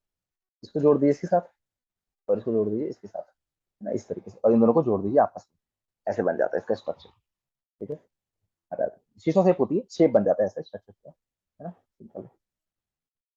ओके, ठीक है, तो अब बात करेंगे जैसे कि आप सेलेनियम है, आप सेलेनियम के हम कुछ एक एक्सेप्शन यहाँ आ रहा है, सब सारे एलिमेंट लेंगे सेलेनियम को छोड़कर, all element except selenium. Exception, exception, ये बहुत इंपॉर्टेंट वर्ड और बहुत इंपॉर्टेंट चीज है, एक्सेप्ट सेलेनियम, ठीक है। सारे क्या बनाते हैं, ऑल फॉर्म, क्या, डाइक्लोराइड, डाइब्रोमाइड, डाइक्लोराइड डाइब्रोमाइड बनाते हैं। sp3 हाइब्रिडाइज होते हैं, टेट्राहेड्रल स्ट्रक्चर होता है, sp3 टेट्राहेड्रल, टेट्राहेड्रल स्ट्रक्चर होता है। और बात करें तो जैसे S2F2 हो गया, कैसे बनता कैसे है सर, ये बता दो, तो S2F2 हो गया, Se2Cl2 हो गया, ठीक है, इस तरीके से सारे डाइक्लोराइड डाइब्रोमाइड बनाते हैं। नहीं ऐसी नहीं होगा यहाँ पे, ऐसी तो एक्सेप्शन है ना भाई, मैंने कैसे लिख दिया, पकड़ा भी नहीं आपने, है ना, गलत बात है, गलत बात है, गलत बात है, ठीक है। यहाँ क्या होगा, H2Cl2, बहुत अच्छी बात है, ये होगा H2Br2, ये होगा Se2Cl2, Se2Br2। सारे एलिमेंट एक्सेप्ट सेलेनियम को छोड़कर क्या करते हैं, डाइक्लोराइड और डाई ब्रोमाइड बनाते हैं, ठीक है। और सिंपल सी बात है, बस यही होता है। लेकिन ये जब भी आप Fe2Cl2 बनाएंगे ना, तो फिर वो बनता नहीं है, तो वो क्या कर देता है, वो टूट जाता है, ठीक है, डिस्प्रोपोर्शनेशन के अंदर चला जाता है, क्या करता है, SeCl4 बना देता है, प्लस 3 ऐसे बना सकता है, ठीक है। ये बात आप याद रखें, क्योंकि SeCl2 बनता ही नहीं है, तो जब बनता नहीं है तो बनेगा नहीं, तो टूट जाएगा, है ना, सिंपल सी बात है। तो यही है कि एक्सेप्शनली इनका क्या है, except selenium and except selenium, all dibromide, सारे फॉर्म डाइब्रोमाइड और डाइक्लोराइड। sp3 इनका स्ट्रक्चर होता है, यानी टेट्राहेड्रल होते हैं, S2F2, S2Cl2, S2Br2, और SeBr2, SeCl2, Se2Br2, ये सब बनता है इनके बीच में। चलिए आगे बढ़ते हैं। ओके, तो अब बात आती है कि कुछ प्रिपरेशन की, जैसे डाइऑक्सीजन की फैमिली का सबसे पहला प्रिपरेशन आता है, हमें कुछ प्रिपरेशन देखनी पड़ेगी, ठीक है, क्या आता है, प्रिपरेशन, जिसमें आता है डाई ऑक्सीजन। अब डाइऑक्सीजन बनता कैसे, तो तीन चार मेथड होते हैं, पहली बात हम लैब में बनाएंगे इसे, इन लैब, कैसे बनाएंगे? लैब में बनाएंगे, इन लैब। तो लैब में कैसे बना सकते हैं इसको? हम इसे तोड़ सकते हैं कैसे? पहली बात है हीट करके, हीटिंग। इसको हीट करना है, क्लोरेट को नाइट्रेट को और परमैंगनेट को, क्लोरेट को नाइट्रेट को परमैंगनेट को, हीटिंग क्लोरेट्स नाइट्रेट्स पर मैंगनीज, ठीक है। इनको हीट करके हम इसको बना सकते हैं। जैसे आप बात करेंगे 2KClO3 को, तो देखो बहुत आसान रिएक्शन है। 2KClO3 MnO2 की प्रेजेंस में हीट दिया। ये नहीं पॉइंट करता कि KClO3 किसमें टूटता है, पॉइंट करता है इसका कैटलिस्ट क्या था। तो 2KCl प्लस 3O2 बन गया। इतनी simple reaction, 2KCl plus 3O2 बन गया, ठीक है। आप थर्मल डिकम्पोजिशन कर सकते हो ऑक्साइड्स ऑफ मेटल का, thermal decomposition, thermal decomposition of oxides of metal. जैसे अब एक थर्मल डिकम्पोजिशन करोगे 2Ag2O का, तो 2Ag2O क्या हो जाएगा? टूट जाएगा। बैलेंसिंग की कोई याद करने की जरूरत नहीं होती है, हम कर सकते हैं। और 2H2O को तोड़ेंगे तो 2H2O भी टूट जाएगा। कैसे? 2H जी में और प्लस O2 में, देखो O2 मिल रहा है हमें बार बार, इस तरीके से। और क्या होता है तीसरे टाइम पर, क्या और तीसरे पे क्या होता है? जैसे होता है हमारे पास Pb3O4। Pb3O4 क्या होता है? Pb3O4 सॉलिड में प्रेजेंट होता है और ये टूट जाता है किसके अंदर? PbO के अंदर प्लस 3O2 के अंदर। नहीं, it's not a 3O2, but देख लेना, ये होगा 2 और ये 3 नहीं होगा यहाँ पर, ये गैसियस फॉर्म में टूटता है। ये 6 Pb होगा, क्या होगा? 6 Pb होगा, ये अकेला O2 होगा सिर्फ और सिर्फ, नॉट अ 3O2, ठीक, ये 3O2 नहीं हो सकता। अच्छा, और चौथी रिएक्शन क्या होती है? 2PbO2, ये टूट जाता है किसके अंदर? 2PbO के अंदर जो कि सॉलिड होता है, और प्लस O2 के अंदर जो कि गैस होता है। इतनी सारी रिएक्शन याद रखने की जरूरत नहीं होती है, जब आएगी तो आप तोड़ लोगे, आपको दिख रहा है, ठीक है। तो मैं आपको कहता नहीं याद रखने की, जो याद रखना होता है यार वो याद रखना होता है, वो तो पता ही है। तीसरी हम लोग क्या कर सकते हैं? तीसरी रिएक्शन क्या? डिकम्पोजिशन। इसकी H2O2 की, ये थोड़ा याद रख लेना। कैसे? 2H2O2 जब आप तोड़ोगे तो पता ही होता है कि H2O प्लस O2 में ये टूटता है। ये क्या होता है? 2 होता है। अब अगर आप बात करोगे finally divided metal and MnO2, इसको हम कैटलिस्ट क्या लेते हैं? तो फाइनली डिवाइडेड मेटल, एक ऐसे मेटल को जो फाइनली डिवाइड होता है, तो फाइनली डिवाइडेड मेटल। और क्या लेते हैं? MnO2, MnO2 को, मोनो2 को, MnO2, ठीक है। इस तरीके से बनता है। ये लिक्विड फॉर्म में होता है और ये गैस की फॉर्म में होता है। लार्ज स्केल पर कैसे बनाएंगे? लार्ज स्केल पर, बहुत बड़े स्केल पर बनाना है, बहुत बड़े स्केल पर बनाना है, तो कैसे बनाएंगे? O2 को प्रिपेयर कर सकते हैं H2O से, इसकी electrolysis of H2O, electrolysis of H2O। जब इसकी इलेक्ट्रोलिसिस करेंगे तो आपको रिलीजिंग क्या मिलेगा? O2 कहां पर? एनोड पर। कहां मिलेगा? एनोड पर मिलेगा। ये सिंपल सी बात है, एनोड बनाएंगे। इंडस्ट्रियली O2 को हम लोग O2 कहां से, देखो अगर हमें इंडस्ट्रियली बनाना है, इंडस्ट्रियली बनाना है, इंडस्ट्री में बनाना है, तो कैसे बनाएंगे? एक होता है लैब, एक होता है कमर्शियली। कमर्शियली कैसे बनाया? H2O से। लैब से कैसे बनाया? डिकम्पोजिशन किया हमने पहले मेटल्स का, KClO3 को भी तोड़ा, ठीक है, और इलेक्ट्रोलाइटिक रिफाइनिंग भी करी H2O2 की। तो वैसे हम इंडस्ट्रियली बना सकते हैं। कैसे बना सकते हैं इंडस्ट्रियली? इंडस्ट्रियली बना सकते हैं O2 को गैस, एयर से। हमारे पास एयर में बहुत ऑक्सीजन है, वहां से बना सकते हैं, बिल्कुल। कहां से बनाएंगे? वहां से। तो O2 यहां से बनेगा। यहां से हम रिमूव कर सकते हैं, बहुत सारी वेपर्स भी रहती हैं, फ्रैक्शनल डिस्टिलेशन से N2 वगैरह को रिमूव कर सकते हैं। तो वो ठीक है, वो तब देखेंगे ना। प्रॉपर्टीज की बात करते हैं। इसकी कुछ प्रॉपर्टीज होती है, कुछ बिहेवियर्स होते हैं। पहली बात, एक कलरलेस होता है। क्या होता है? कलरलेस होता है। और क्या होता है? ऑर्डरलेस होता है, ठीक है। महत्व थोड़ी है, ऑर्डरलेस होता है। उसके बाद सॉल्युबिलिटी इसकी वाटर में काफी अच्छी होती है, सफिशिएंट होता है, क्योंकि अगर ये सॉल्युबल नहीं होता तो एक्वेटिक लाइफ के लिए अच्छा नहीं होगा, सॉल्युबल। तीसरी बात है, लिक्विफाई करता है, लिक्विफाइज एट कहां पर? 90 केल्विन पर। फोर्थ, और ये बहुत स्टेबल कंपाउंड बनाता है, जैसे O16 हो गया, O17 हो गया, O18 हो गया, ऐसे ऐसे कंपाउंड बनाता है। O2 क्या होता है? ये पैरामैग्नेटिक होता है। वो क्या होता है? पैरामैग्नेटिक। O2 पैरामैग्नेट होता है। और ये कैसे एक्सप्लेन करते हैं कि O2 पैरामैग्नेटिक? वो आपको एमओ थ्योरी यानी मॉलिक्यूलर ऑर्बिटल थ्योरी देखनी होती है। तो O2 पैरामैग्नेटिक होता है, अच्छी बात है। अच्छा, अगर हम डाइऑक्सीजन को बनाए ना, तो मतलब ये रिएक्ट सबके साथ कर लेता है, जैसे कि मेटल के साथ भी कर लेगा, नॉन मेटल के साथ भी कर लेगा, ठीक है। कुछ एक्सेप्ट, कुछ को छोड़कर, तो it react with all metal and इसके साथ नॉन मेटल के साथ, कुछ मेटल्स और कुछ नॉन मेटल्स के साथ ये रिएक्ट सबके साथ कर लेता है। एक्सेप्शंस भी कुछ हैं जिनके साथ ये रिएक्ट नहीं करता है, जैसे एयू हो गए, पीटी हो गए और नोबल गैस हो गए, ठीक है। ये सब इनके साथ रिएक्ट नहीं करता। ये रिएक्शंस काफी एक्सोथर्मिक होती है। कैसी होती है? एक्सोथर्मिक, काफी हीट इनके अंदर रिलीज होती है, ठीक है। तो इन रिएक्शन को अगर इनिशिएट करना है तो आपको एक्सटर्नल हीटिंग बॉन्ड डिसोसिएशन, जो ओ की बॉन्ड डिसोसिएशन एंथैल्पी होती है, हाई बॉन्ड डिसोसिएशन एंथैल्पी, ये बहुत important question. High bond dissociation, high bond dissociation enthalpy होती है इनकी। क्या होती है? हाई बॉन्ड डिसोसिएशन एंथैल्पी होती है, ठीक है। और इसलिए इसको तोड़ने के लिए काफी ज्यादा, अगर इसको तोड़ेंगे तो बहुत ज्यादा एनर्जी देनी पड़ेगी। एक्सोथर्मिक भी होता है और बहुत ज्यादा एनर्जी लगती है। डिसोसिएशन इनकी जो ज्यादा है, क्योंकि हमें पहले बताया था कि बॉन्ड डिसोसिएशन एनर्जी नीचे जाके डिक्रीज करती है, ठीक है, बट इसकी बहुत ही ज्यादा होती है, ठीक है। तो कुछ रिएक्शंस इसकी और भी होते हैं, सी के साथ O2 मिलाएंगे तो CO2 मिल जाएगा, है ना। इसमें कुछ है नहीं ऐसा। Al के साथ O2 मिलाएंगे तो Al2O3 मिल जाएगा, P4 के साथ O2 मिलाएंगे तो P4O10 मिल जाएगा, ऐसे करके HCl के साथ O2 मिलाएंगे तो जैसे इसके दो रिएक्शन इंपॉर्टेंट है, उसे हम आगे देखने वाले हैं। SO2 प्लस क्या? O2, और ये क्या बन गया? 2SO3। किसकी प्रेजेंस में हुआ? ये B2O5 की प्रेजेंस में, बस ये। और 4HCl, हाँ क्या, ये रहा 4HCl प्लस O2, ये किसकी प्रेजेंस में होगा? CuCl2 की प्रेजेंस में। किसकी? CuCl2 की प्रेजेंस में। कैसे बनेगा? 2Cl2 plus 2S2। इसकी कुछ यूजेस होते हैं, यूजेस ऑफ O2, ठीक है। पहला यूज क्या है इसका? पहली बात, ये रेस्पिरेशन और कंबशन में काम आता है। कैसे आता है? रेस्पिरेशन और कंबशन में काम आता है। अच्छा, और कैसे काम आता है? अगर हमें इसकी किसकी ऑक्सी एसिटिलीन बिल्डिंग वेल्डिंग करनी है, जैसे किसकी? ऑक्सी एसिटाइलिन वेल्डिंग करनी है, उसमें काम आता है, ठीक है। ओके। और बहुत सारे मेटल, स्टील के मैन्युफैक्चर में काम आता है ऑक्सीजन, बल।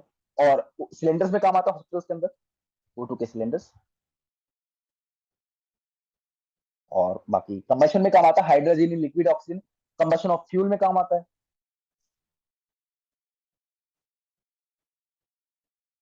ठीक है। जैसे hydrogen in liquid oxygen provide thrust in rocket, कि हाइड्रोजन क्या करता है? थ्रस्ट इन रॉकेट। तो हाइड्रोजन क्या करता है? प्रोवाइड करता है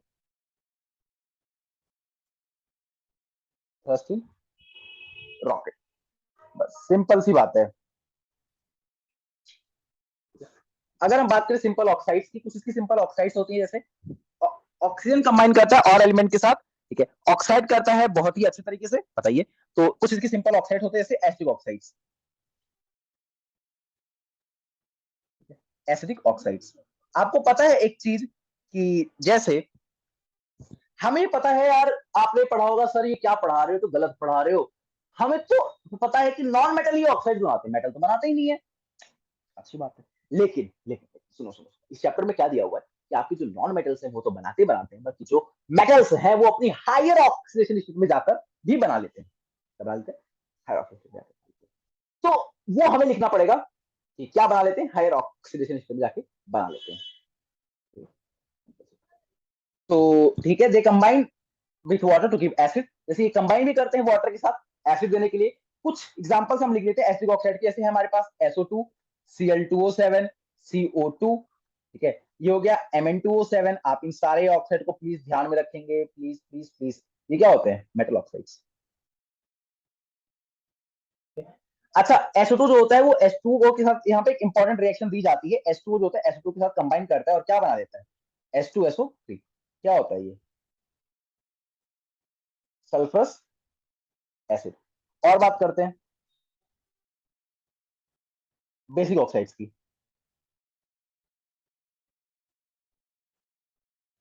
तो ये generally metallic oxides are basic, generally metallic oxides are basic. आप अगर मेटेलिक ऑक्साइड्स की बात करते हैं, बेसिक की बात करते हैं, मेटेलिक ऑक्साइड्स आर,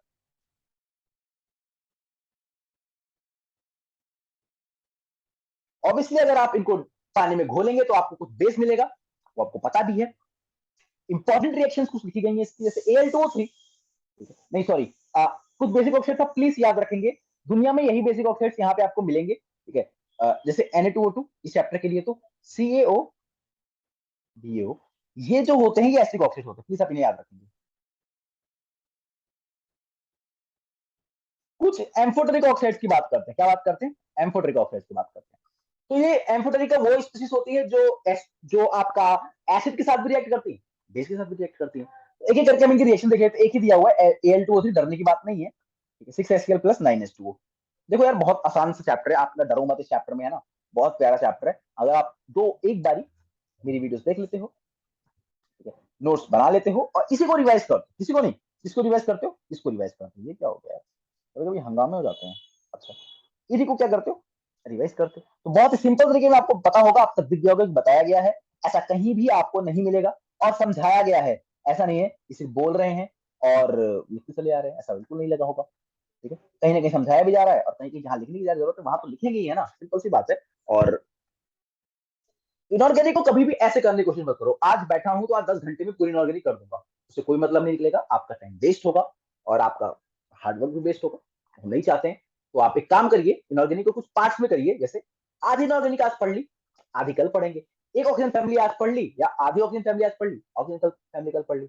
उस पर आप क्या करिए, ट्रिक्स बताने की कोशिश करिए, क्या करिए, ट्रिक्स बना, पहले आप नोट्स लिखिए, नोट्स को एक बार पढ़िए, 2 बार पढ़िए दिन में, है ना, जब भी टाइम मिले नोट्स को रिवाइज करते रहिए, शॉर्ट नोट बनाइए, और शॉर्ट में जो आप लिखे मिलेगी आपको चीजें ना, जो इंपॉर्टेंट आपको लगता है कि यार मेरे लिए ये इंपॉर्टेंट है, मेरे को याद नहीं होता, तो किसी और के शॉर्ट नोट मत देखिए, किसी और के नोट्स मत देखिए, अपने नोट्स बनाइए और उसको रिवाइज करिए, रेगुलर टाइम पे रिवाइज करिए, सोने पहले आप एक बार रिवाइज करिए, ऐसा रोज आप रेगुलरली करेंगे, और उसमें ना यार आप कुछ ऐसा जोड़ने की कोशिश करिए जिससे आपको हंसी आती, मजा आता हो, आपको ब्रेन को भी अच्छा लगेगा, आपको भी अच्छा लगेगा। ज्यादा मत पढ़िए इनऑर्गेनिक को, एग्जॉस्ट हो जाएंगे, उतना ही पढ़िए जितना जरूरी हो।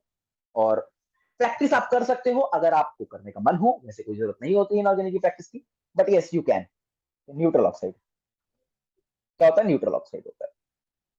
अच्छा, अगर वीडियोस में कुछ गलती लग रही हो, सर ये तो गलत बता दिया, या तो कुछ गलत था, या तो राइटिंग खराब थी, देखो राइटिंग खराब है वो तो चेंज करना मुझे लगता नहीं इस स्टेज पे पॉसिबल है, कोई बात नहीं, हम कोशिश करेंगे, बट आप प्लीज कमेंट करेंगे कि आपको कुछ और चाहिए वीडियोस में, या आपको ऐसा कुछ चाहिए कि यार वीडियोस में क्वेश्चन करा दो सर, ये क्वेश्चन की अलग सीरीज रखते हैं, वीडियो में क्वेश्चन करा दो, तो हम वो भी करा देंगे, है ना, आप जैसा कहेंगे वैसा होगा, आप बस कमेंट करिए। दुनिया में यही पाए जाते हैं, अगर इसके अलावा कोई होगा तो वो नहीं है, पहली बात, यही दुनिया में न्यूट्रल ऑक्साइड पाए जाते हैं, पूरी प्रोडक्ट क्लासिफिकेशन में यही आपको, पूरे प्रोडक्ट टेबल में हर जगह यही पाए जाएंगे, ठीक है, आप इन्हीं को याद रखेंगे। मैंने एक साथ बता दिया, मिक्स्ड ऑक्साइड, मिक्स्ड ऑक्साइड की बात करेंगे तो यार कुछ होता है Pb3O4, जैसे मिक्स्ड ऑक्साइड बेसिकली कौन बनाता है, मैं एक मिनट मैं लिख देता हूँ, ठीक है, इसमें क्या होता है कि एक कटायन होता है और डिफरेंट ऑक्सीजन के साथ वो, मतलब बेसिकली वो दूसरे कटायन के साथ मिक्स होता है जो डिफरेंट ऑक्सीजन के साथ होता है, ठीक है, ऑक्साइड जिनके पास एक ज्यादा कटायन होता है डिफरेंट ऑक्सीजन स्टेट में, हम उन्हें मिक्स्ड ऑक्साइड कहते हैं। Oxides containing more than one cation, ठीक है, इनके पास एक से ज्यादा कटायन होता है, और कैसे होता है, अलग अलग ऑक्सीजन स्टेट में होता है। तो लिख सकते हैं कि ऑक्साइड्स, मिक्स ऑक्साइड्स कौन होते हैं, अगर आपसे कोई पूछेगा कल को कि मिक्स ऑक्साइड्स कौन होते हैं, तो आप क्या बताएंगे, oxides containing more than one cation in different oxygen state. Simple है यार, है ना, बहुत बड़ी बात तो नहीं बता दी मैंने कोई, ये बात आप याद रखिए, ठीक है। ओजोन, ओजोन, ओके, ओजोन, तो एलोट्रोपिक फॉर्म है ऑक्सीजन की, इसे भी क्वेश्चन पूछ लेता है वो, मतलब कुछ भी पूछ लेता है ना, क्योंकि तो इनऑर्गेनिक में और बायो में यार लाइन टू लाइन इतनी ही इंपॉर्टेंट होती है जितना आपकी ऑक्सीजन, आपकी सांस लेना इंपॉर्टेंट होती है, ठीक है, तो प्लीज अच्छे से पढ़ेंगे। प्रिपरेशन की बात करते हैं डायरेक्ट, कुछ और बकवास नहीं करेंगे इसके अंदर ज्यादा, बकवास का मतलब होता है बात इन चीज नहीं करेंगे। तो इसको बनाते कैसे, 3O2 को तोड़ दो यार 2O3 में, ठीक है, ओजोनाइज्ड फॉर्म बोलते हैं, कंसंट्रेशन ऑफ O3 अगर, मतलब देखो जैसे कि कंसंट्रेशन ग्रेटर देन, मतलब रिक्वायर्ड होती है कि 10% से ज्यादा होनी चाहिए, क्योंकि उसको हम एक बैटरी वगैरह में यूज करते हैं, और प्योर और हम लोग, मतलब उसकी कंसंट्रेशन 10% ज्यादा होती है, और हम उसको कहाँ यूज करते हैं, बैटरी वगैरह में यूज करते हैं, ठीक है, कोई बहुत बड़ी बात नहीं है, प्रॉपर्टीज की बात करते हैं, ठीक है, ये सब याद नहीं रखनी। तो पहली बात है पेल ब्लू होता है ये, कब होता है पेल ब्लू, गैस फॉर्म में होता है, अच्छा, और डार्क ब्लू होता है किसमें, लिक्विड फॉर्म में होता है, वॉयलेट ब्लैक सॉलिड होता है इसमें, वॉयलेट ब्लैक सॉलिड होता है, वॉयलेट ब्लैक ही होता है किसकी फॉर्म में, सॉलिड की फॉर्म में। क्या क्या क्या होता है, पेल ब्लू होता है गैस की फॉर्म में, डार्क ब्लू होता है लिक्विड की फॉर्म में, वॉयलेट ब्लैक होता है सॉलिड की फॉर्म में। सिंपल सी बात है। और उसके बाद it is a characteristic smell and in small concentration, हाँ इट इज मतलब ये क्या होता है, इसकी जो स्मेल होती है काफी मतलब आप पता कर सकते हो, और ये हार्मलेस होता है स्मॉल कंसंट्रेशन में। बट अगर आप 100 ppm से ऊपर जाते हो तो इसकी जो ब्रीदिंग होती है अनकंफर्टेबल हो जाती है। तो मैं लिख देता हूँ क्या, अबव 100 ppm, ठीक है, अनकंफर्टेबल इन ब्रीदिंग।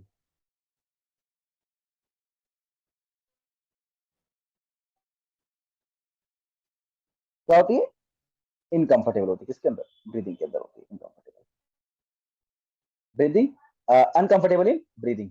क्या हो गया यार, ये एंड में हो जाए, मेरे को डर इस बात का लगता है, ठीक है, वरना सब पानी में मिल जाएगा, है ना, ऑक्सीजन की तरह।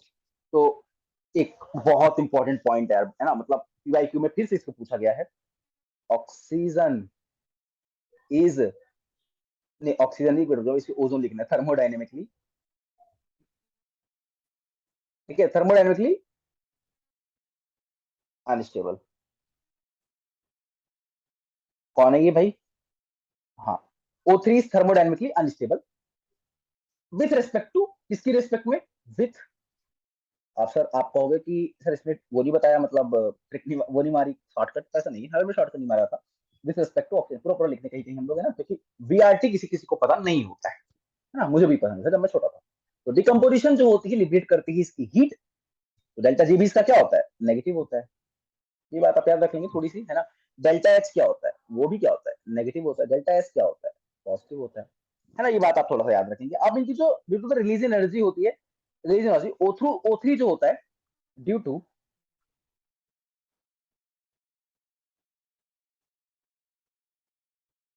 O3 क्या होता है, स्ट्रॉन्ग ऑक्सीडाइजिंग एजेंट होता है, ठीक है, सिंपल सी बात है ना। कोई बड़ी बड़ी रिएक्शन, जब एक रिएक्शन आती है पीबीएस प्लस O3, ये कहां पे पढ़ोगे आप, बताओ बताओ बताओ बताओ, कहां पर पढ़ोगे, मेटलर्जी में। 2I प्लस S2O, ये बन जाता है O3, और यहां से बन जाता है 2OH minus plus I2 plus oxygen क्या, गैस। अच्छा, O3 जो होता है on reaction O3 with access KI buffer, ठीक है, जब आप O3 को KI के साथ रिएक्ट करवाते हो तो वो एक बोरेट बफर बना लेता है, ठीक है, इतनी कोई बहुत बड़ी मतलब रिएक्शन नहीं है, मैं लिखा देता हूँ, ठीक है। O3 विथ एक्सेस KI, क्या O3 विथ एक्सेस KI क्या बनाता है, बोरेट बफर, क्या बनाता है, बोरेट बफर। पीएच क्या होती है, 9.2, क्या करेंगे, याद रखेंगे, कोई बहुत बड़ी बात नहीं। नाइट्रोजन आपको स्पेशली एनओ जब होता है वो आपका सुपर आयोनिक जेट में यूज होता है, और यार यही है इसके अंदर, है ना, कोई बड़ी बात नहीं है। इसका स्ट्रक्चर क्या होता है, ये पॉइंट थोड़ा सा पड़ जाता है यहाँ पर। इसका स्ट्रक्चर थोड़ा सा एंगुलर होता है, ठीक है। आप इसके स्ट्रक्चर को क्या कहता है, रेजोनेंस की फॉर्म में देखेंगे, रेजोनेटिंग स्ट्रक्चर इसके बनते हैं। जैसे आप इसको देखेंगे थोड़ा सा इस तरीके का, 2 2 4, 2 2 2 4 2 6, या ऐसा भी बन सकता है इसका, ठीक है। आपको ये सब पता होगा यार, ये सब रेजोनेंस है, यहाँ नहीं बताना चाहिए ये सब, ये कहाँ बताना चाहिए सर, यहाँ नहीं बताइए, यहाँ नहीं बताइए तो कैपिटल वार्निंग बताएंगे। जर्मिसाइड्स की तरह यूज होता है, जर्मिसाइड, ठीक है, दिस इन्फेक्टेंट, इन्फेक्टेंट स्टेरिलाइजिंग वाटर, ठीक है, ब्लीचिंग ऑयल्स की तरह, ठीक है। उसके बाद एक ऑक्सीडाइजिंग एजेंट तो है ही है, मैन्युफैक्चर ऑफ KMnO4,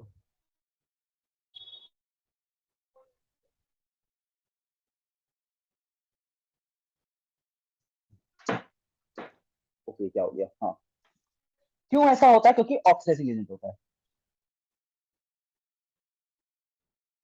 कौन होता है, सल्फर होता है, सॉरी सल्फर नहीं यार, क्या बोल रहा हूँ, O3 वही अपना ओजोन, एलोट्रोप ऑफ सल्फर, ठीक है। अब हम लोग सल्फर पर आ चुके हैं, ठीक है, ज्यादा नहीं है यार ये कंपाउंड, ठीक है, इस बार ऑक्सा एसिड देखने हैं, सल्फ्यूरिक एसिड देखना है, और ये चैप्टर खत्म हो जाएगा। हम बात करते हैं एलोट्रोप ऑफ सल्फर की, एलोट्रोप्स ऑफ सल्फर, ओके। तो एलोट्रोप्स ऑफ सल्फर, ओके, तो एलोट्रोप्स ऑफ सल्फर,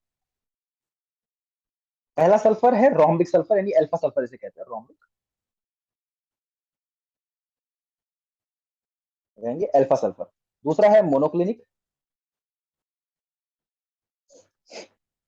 सल्फर जो होता है बीटा सल्फर। अच्छा, तो इसका कलर जो होता है वो येलो कलर का होता है। क्या होता है? येलो कलर का होता है। और स्टेबल फॉर्म है सल्फर की रूम टेम्परेचर पर, ठीक है। स्टेबल फॉर्म है किसकी? स्टेबल फॉर्म ऑफ सल्फर कहां पर? At room temperature. इसकी बात करें थोड़ी सी, तो ये मोनोक्लिनिक सल्फर बीटा सल्फर के नाम से ना आता है। ये कैसे बनता है? ये मेल्टिंग से ही बनता है। किसकी मेल्टिंग से? रोम्बिक सल्फर की। जब हम मेल्टिंग करते हैं उसी से बन जाता है। तो इसलिए form by the melting of a rhombic sulphur. कैसे बनता है? मेल्टिंग ऑफ एल्फा, ठीक है। आप याद रखेंगे, मेल्टिंग ऑफ रोम्बिक सल्फर से बनता है, ठीक है। कुछ उसके बाद ये कलरलेस भी होता है, ठीक है। और इससे बीटा सल्फर जो होता है वो फॉर्म हो जाता है, ठीक है। कोई बहुत बड़ी बात नहीं है इसके। मोनोक्लिनिक सल्फर जो होता है वो स्टेबल। अब देखो इसके अंदर ना आपको मैं तीन टेम्परेचर बताने जा रहा हूँ। तीन टेम्परेचर। एक होता है 369, एक होता है 369 से ऊपर, एक होता है 369 से नीचे। जब आप 369 की बात कर रहे हो मोनोक्लिनिक की, अब आप 369 यहाँ पर मोनोक्लिनिक क्या करता है? स्टेबल रहता है, ठीक है। Okay, below 369। एक मिनट, ये उल्टा लिख दिया गया यहाँ पर, ठीक है। मैं ऐसे चेंज करता हूँ, एक मिनट को, एक मिनट, ठीक है। ये देखो मैं इसे चेंज करता हूँ, देखो जादू देखो तुम लोग, है ना। ये ऐसा, ये ऐसा जादू है, ये जादू है। इसके पास क्या रहता है? यहाँ पर मोनोक्लिनिक सल्फर काफी ज्यादा, इसे बोला, यहाँ पर अल्फा होता है, यहाँ पर alpha is equals to beta, यानी दोनों होते हैं, बोथ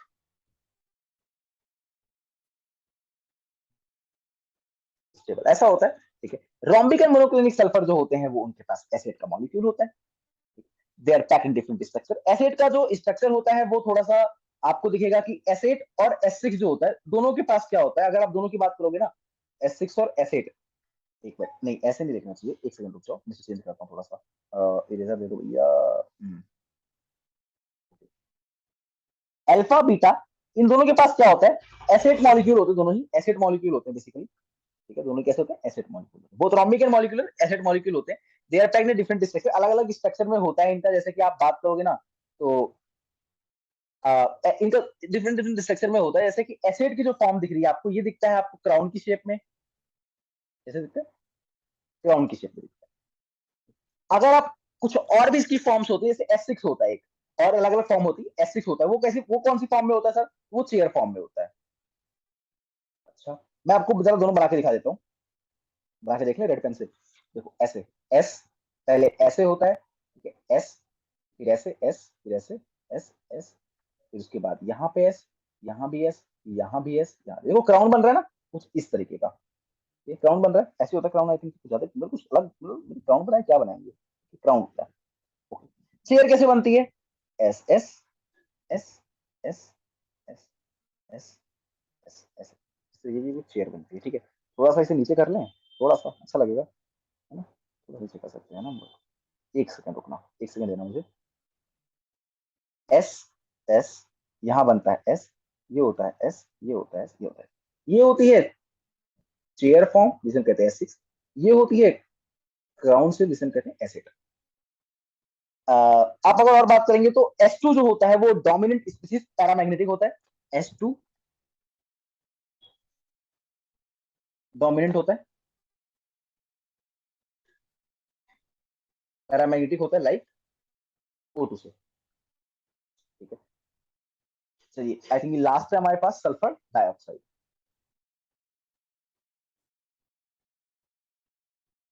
ओके, जब सल्फर डाइऑक्साइड को बनाएंगे कैसे? S+O2 से, यार SO2 बना सकते हो आप, ठीक है। ये होता है आपका, अब आप लैब में कैसे बना सकते हो? लैब में बनाओगे SO3 2 minus plus 2 H plus, ये बन जाएगा H2O प्लस SO2। कुछ नहीं है यार इसके अंदर, क्या याद रखने वाली भी चीज नहीं है कोई। इंडस्ट्री में कैसे बनाओगे? आप करोगे FeS2 को तोड़ोगे, प्लस आप 11 बार ऑक्सीजन लोगे, मतलब 11 ऑक्सीजन लोगे, 2 Fe2O3 प्लस 8 SO2, ये भी गैस है। द गैस आफ्टर ड्राइंग, हम उसके बाद इसको ड्राई कर देते हैं, लिक्विफाई कर देते हैं under pressure. Gas after drawing liquefied under pressure, gas after drawing liquefy कराता है under pressure in steel,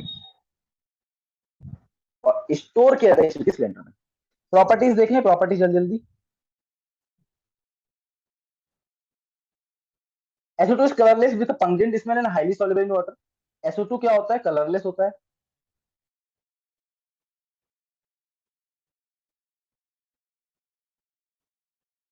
Pungent smell, highly soluble. Liquefies at room temperature under pressure.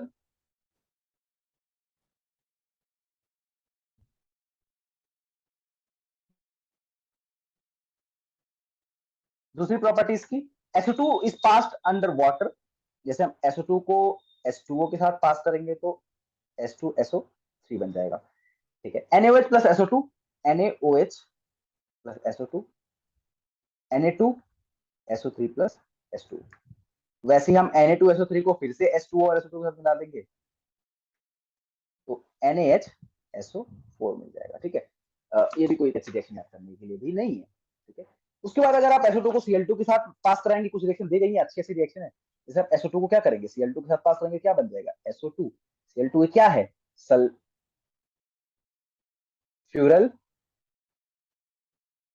Chloride. ठीक है. कन्वर्ट जाता है SO2 को SO3 में. कैसे? SO2 को आप SO3 में कन्वर्ट कर सकते हो. कैसे? O2 मिलाकर. मैंने आपको रिएक्शन पहले बताई थी, 2SO3 बना सकते हो. ठीक है. उसके बाद आप यार SO2 मॉइस्ट SO2 क्या होती है? यहाँ पे लिख देता हूँ मैं थोड़ी सी बात. ठीक है. कोई बहुत बड़ी बात नहीं है. मॉइस्ट SO2 क्या होती है? Reducing electrode. ओके. अब इसकी कुछ स्ट्रक्चर की बात करते हैं. तो इसका स्ट्रक्चर कुछ इस तरीके से बनता है. ठीक है. इसका रेजोनेंस कुछ इस तरीके से बनता है. प्लीज आप याद रखेंगे. ठीक है. चिंता नहीं करेंगे कि ये याद नहीं है सर, हमें नहीं पता कैसे भी याद रखना पड़ेगा, रखना पड़ेगा लेकिन. ठीक है. ये आप देख लेंगे, है ना. अच्छी बात है. चलो जी, बहुत अच्छी बात है. यूजेस क्या है? यूजेस क्या है? यूजेस. पहला, पेट्रोलियम में, शुगर में. क्या कर रहे हैं पेट्रोलियम शुगर में घुसकर? Refining. Bleaching wool and silk.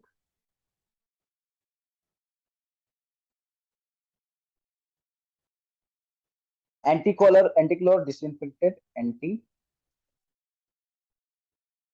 Disinfectant.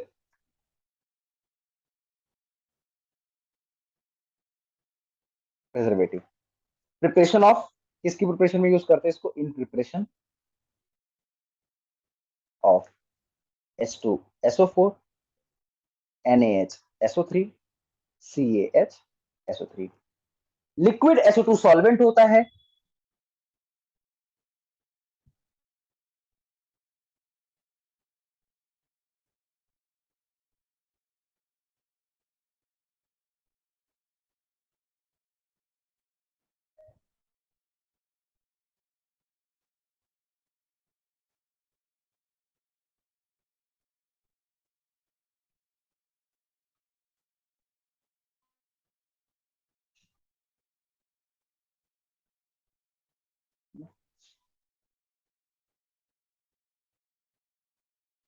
अच्छा, आई थिंक हम लोग थोड़ा सा पास खड़े हैं चैप्टर के. इसके बाद सल्फ्यूरिक एसिड और रह जाएगा, जो कि बहुत ही इजी है. थोड़ी थोड़ी रिएक्शन आपको देखनी होगी. लेकिन अब मैं आपको जो पढ़ा रहा हूँ यार, ये मैं मतलब क्या कहूँ, बहुत इंपॉर्टेंट है. सबसे इंपॉर्टेंट यही है. अगर क्वेश्चन आएगा कहीं भी एग्जामिनेशन में, तो हो सकता है यहां से, या ट्रेंड से ही बनता है तो यहाँ, और ट्रेंड से दोनों को मिलाकर कहीं से भी आ सकता है. Sulphurous acid. पहली बात, कैसे बनता है? बहुत ट्रिक देख लेना, आराम से याद रख लेना. ठीक है. स्ट्रक्चर देख लेना पहले तो. मतलब फॉर्मूला देख लो. H2SO3. हमें H के साथ कितने H लगाने हैं? दो. और कितने ऑक्सीजन लगाने हैं? तीन. सर तीन ऑक्सीजन लगा दूं मैं? एक ऑक्सीजन, दो ऑक्सीजन, तीन ऑक्सीजन. अब अगर H और O है तो कहीं ना कहीं यार ऑब्वियस सी बात है ना. कैसी बात कर रहे हो सर आप? मतलब सर आपको पता ही है, तो वाटर बनना चाहेगा, मतलब OH बनना चाहेगा, वाटर नहीं OH बनना चाहेगा. देखो OH, HO. और अब यार ये तो ऑक्सीजन अकेला बच गया. डबल बॉन्डिंग लगा दो और इसे लोन पेयर दे दो. देख लो, बन गया स्ट्रक्चर. पहला स्ट्रक्चर बन गया भाई. याद नहीं करना है. H2SO4 क्या कहते हैं? Sulphuric acid. चलो वही ट्रिक लगाओ, वही ट्रिक लगाओ ना. एस के साथ कितना ऑक्सीजन चाहिए? एक ऑक्सीजन, दो ऑक्सीजन, तीन ऑक्सीजन, चार ऑक्सीजन. कितने OH है? सर वो OH है. तो दो लगा दो. चलो डबल बॉन्ड लगा दो. ये बहुत इंपॉर्टेंट क्वेश्चन है. पर oxy disulphuric acid. Oxy disulphuric acid कैसे बनेगा? S double bond, double bond OH, single bond हो, सिंगल बॉन्ड हो, S डबल बॉन्ड हो, डबल बॉन्ड हो और OH, ऐसे बनेगा, है ना। ट्रिक तो देख ही लिया होगा आपने कैसे बनता है ये, मैं बता देता हूँ। S2 कितने S, 2S, कितने ऑक्सीजन, कितने ऑक्सीजन, 8 ऑक्सीजन, 1 2 3, 1 2 3 उसके पास लगा दिया, बीच में वो लगा दिया, ठीक है। ये तुम्हारा थोड़ा मैंने गलत लिख दिया है, क्या लिख दिया गलत सर आपने? ठीक है, अभी सही कर देते हैं, अभी सही कर देते हैं ऐसे ना।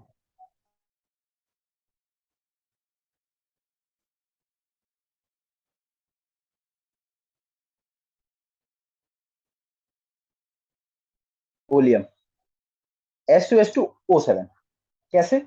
ऑक्सीजन लगाया, ऑक्सीजन लगाया, OH लगाया, ये लगाया, ऑक्सीजन लगाया, ऑक्सीजन लगाया, OH लगाया, इसी के साथ दोनों सारे स्ट्रक्चर को याद करेंगे।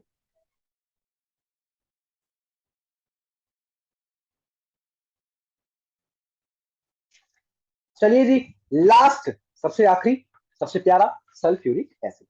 क्या है सल्फ्यूरिक एसिड?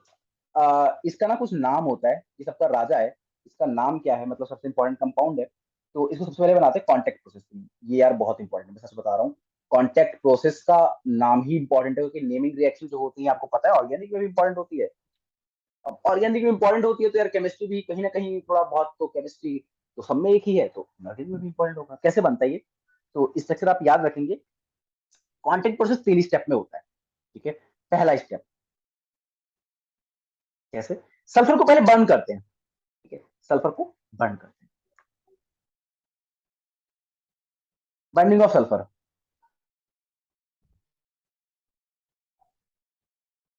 और सल्फाइड फोर्स क्या करते हैं? SO2 जनरेट करते हैं। क्या करते हैं? SO2 जनरेट करते हैं। SO2 is purified. हम कैसे प्यूरिफाई करते हैं इसकी? इंप्योरिटीज को हटा के by arsenic compound. SO2 is purified. अगर हमें SO2 को हमने क्या किया, बर्न किया है, अब बर्न किया है तो कुछ तो रहेगा ना SO2 के साथ साथ, और SO2 is purified bye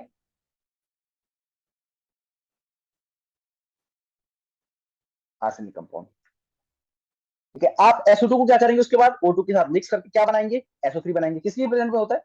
V2O5।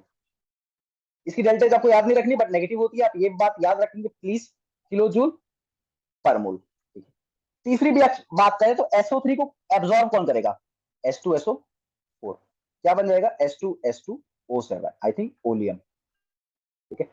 Final dilution of oleum का अब आप करेंगे वाटर के साथ, तो और डिजायर्ड कंसंट्रेशन H2SO4 आपको मिल जाएगा, ठीक है। H2SO4 आपको मिल जाएगा, सिंपल सी बात आप याद रखेंगे, ठीक है। ओके, तो आप क्या करेंगे? H2S2O7 को क्या करेंगे? आप वाटर के साथ मिलाएंगे, आपको क्या मिल जाएगा? H2SO4। चले, ये बात आपको पता चल गई क्या? अब अगर हम बात करें फिजिकल प्रॉपर्टीज की,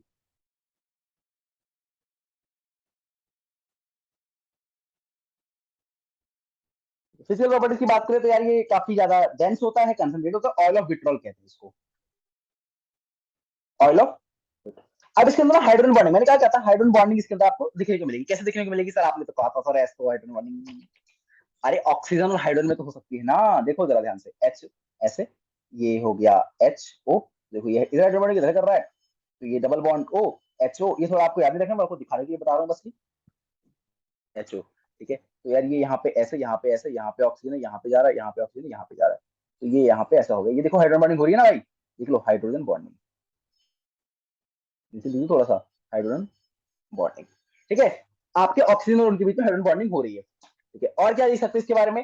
कंसंट्रेटेड जो आपका ये होता है बहुत ही सॉल्युबल होता है, ठीक है, वाटर के अंदर, और हाईली एक्सोथर्मिक होता है, मैंने आपको पहले बता दिया, तो कोई बहुत बड़ी बात नहीं है। लॉट ऑफ हीट इसके अंदर से निकलती है जब आप हाईली सॉल्युबल। हो भी क्यों नहीं, क्योंकि आप हाइड्रोजन बॉन्डिंग देख रहे हो ना, तो हाइड्रोजन बॉन्डिंग करने लगेगा, क्या करने लगेगा? हाइड्रोजन बॉन्डिंग करने लगेगा। ये बात आपको यार समझ में आ रही है? समझ में आ रही नहीं आ रही भाई? तो नहीं आ रही तो ठीक है, आगे बढ़ते हैं। कुछ केमिकल प्रॉपर्टीज इसकी देखते हैं और इस चैप्टर को एंड करते हैं, क्योंकि एंड आ चुका है इस चैप्टर का, ठीक है, समापन आ चुका है। हमने शायद 2 बार रिकॉर्डिंग को पॉज किया होगा, एक बार ही शायद से मैंने री रिकॉर्डिंग करने के लिए पॉज किया होगा, और एक बार पानी पीने के लिए पॉज किया होगा। हमने एक ही शॉर्ट में पूरा चैप्टर कवर किया है, मतलब चैप्टर नहीं, एक फैमिली कवर करी, क्योंकि बहुत फैमिली है, बड़ी है ये फैमिली, ठीक है, 2 पार्ट लग जाते हैं फैमिली को, ठीक है। टिपिकल एसिड है, ठीक है, टिपिकल एसिड है, ब्लू लिटमस को रेड कर देता है। आपको पता है ना कि अगर जो भी एसिड होते हैं वो क्या करते हैं, लिटमस को रेड कर देते हैं। उसके बाद पहला प्रॉपर्टी ये हो गई, दूसरी प्रॉपर्टी ये हो गई। क्या होती है, आयोनाइज कर देता है वाटर को, आयोनाइजेस वाटर। कैसे होता है, H2SO4 को आपने क्या किया, जैसे आपने वाटर के अंदर डाला, आपको क्या मिल गया, H प्लस HSO4 माइनस। वैसे HSO4 माइनस को आपने क्या किया, जब भी आपने इसको डाला तो HSO4 प्लस SO4 2 माइनस अंदर टूट गया। अब ये रिएक्ट करता है कुछ मेटल के साथ, ऑक्साइड के साथ, कार्बोनेट के साथ, अलग अलग के साथ रिएक्ट करता है। उसके बाद रिएक्ट विथ, देखो मेरा मन नहीं मानता जब लिखना, तो रिएक्ट विथ, ठीक है, मेटल के साथ कर लेता है, ऑक्साइड के साथ कर लेता है, कार्बोनेट के साथ, जड़न के साथ कर लेगा, सीओ के साथ कर लेगा। जैसे जड़न प्लस H2SO4 के साथ कर लेगा, तो ये बन जाएगा ZnSO4 प्लस H2। ऐसे ही एक क्या कर लेगा, एक मिनट, ये कहाँ गया हम, हाँ, ऐसे ही कर लेगा CO प्लस H2SO4, क्या बन जाएगा, COSO4 प्लस H2O। ठीक है, और बात करते हैं, तो ये हो जाता है डिहाइड्रेटिंग एजेंट, डिहाइड्रेटिंग एजेंट, ठीक है।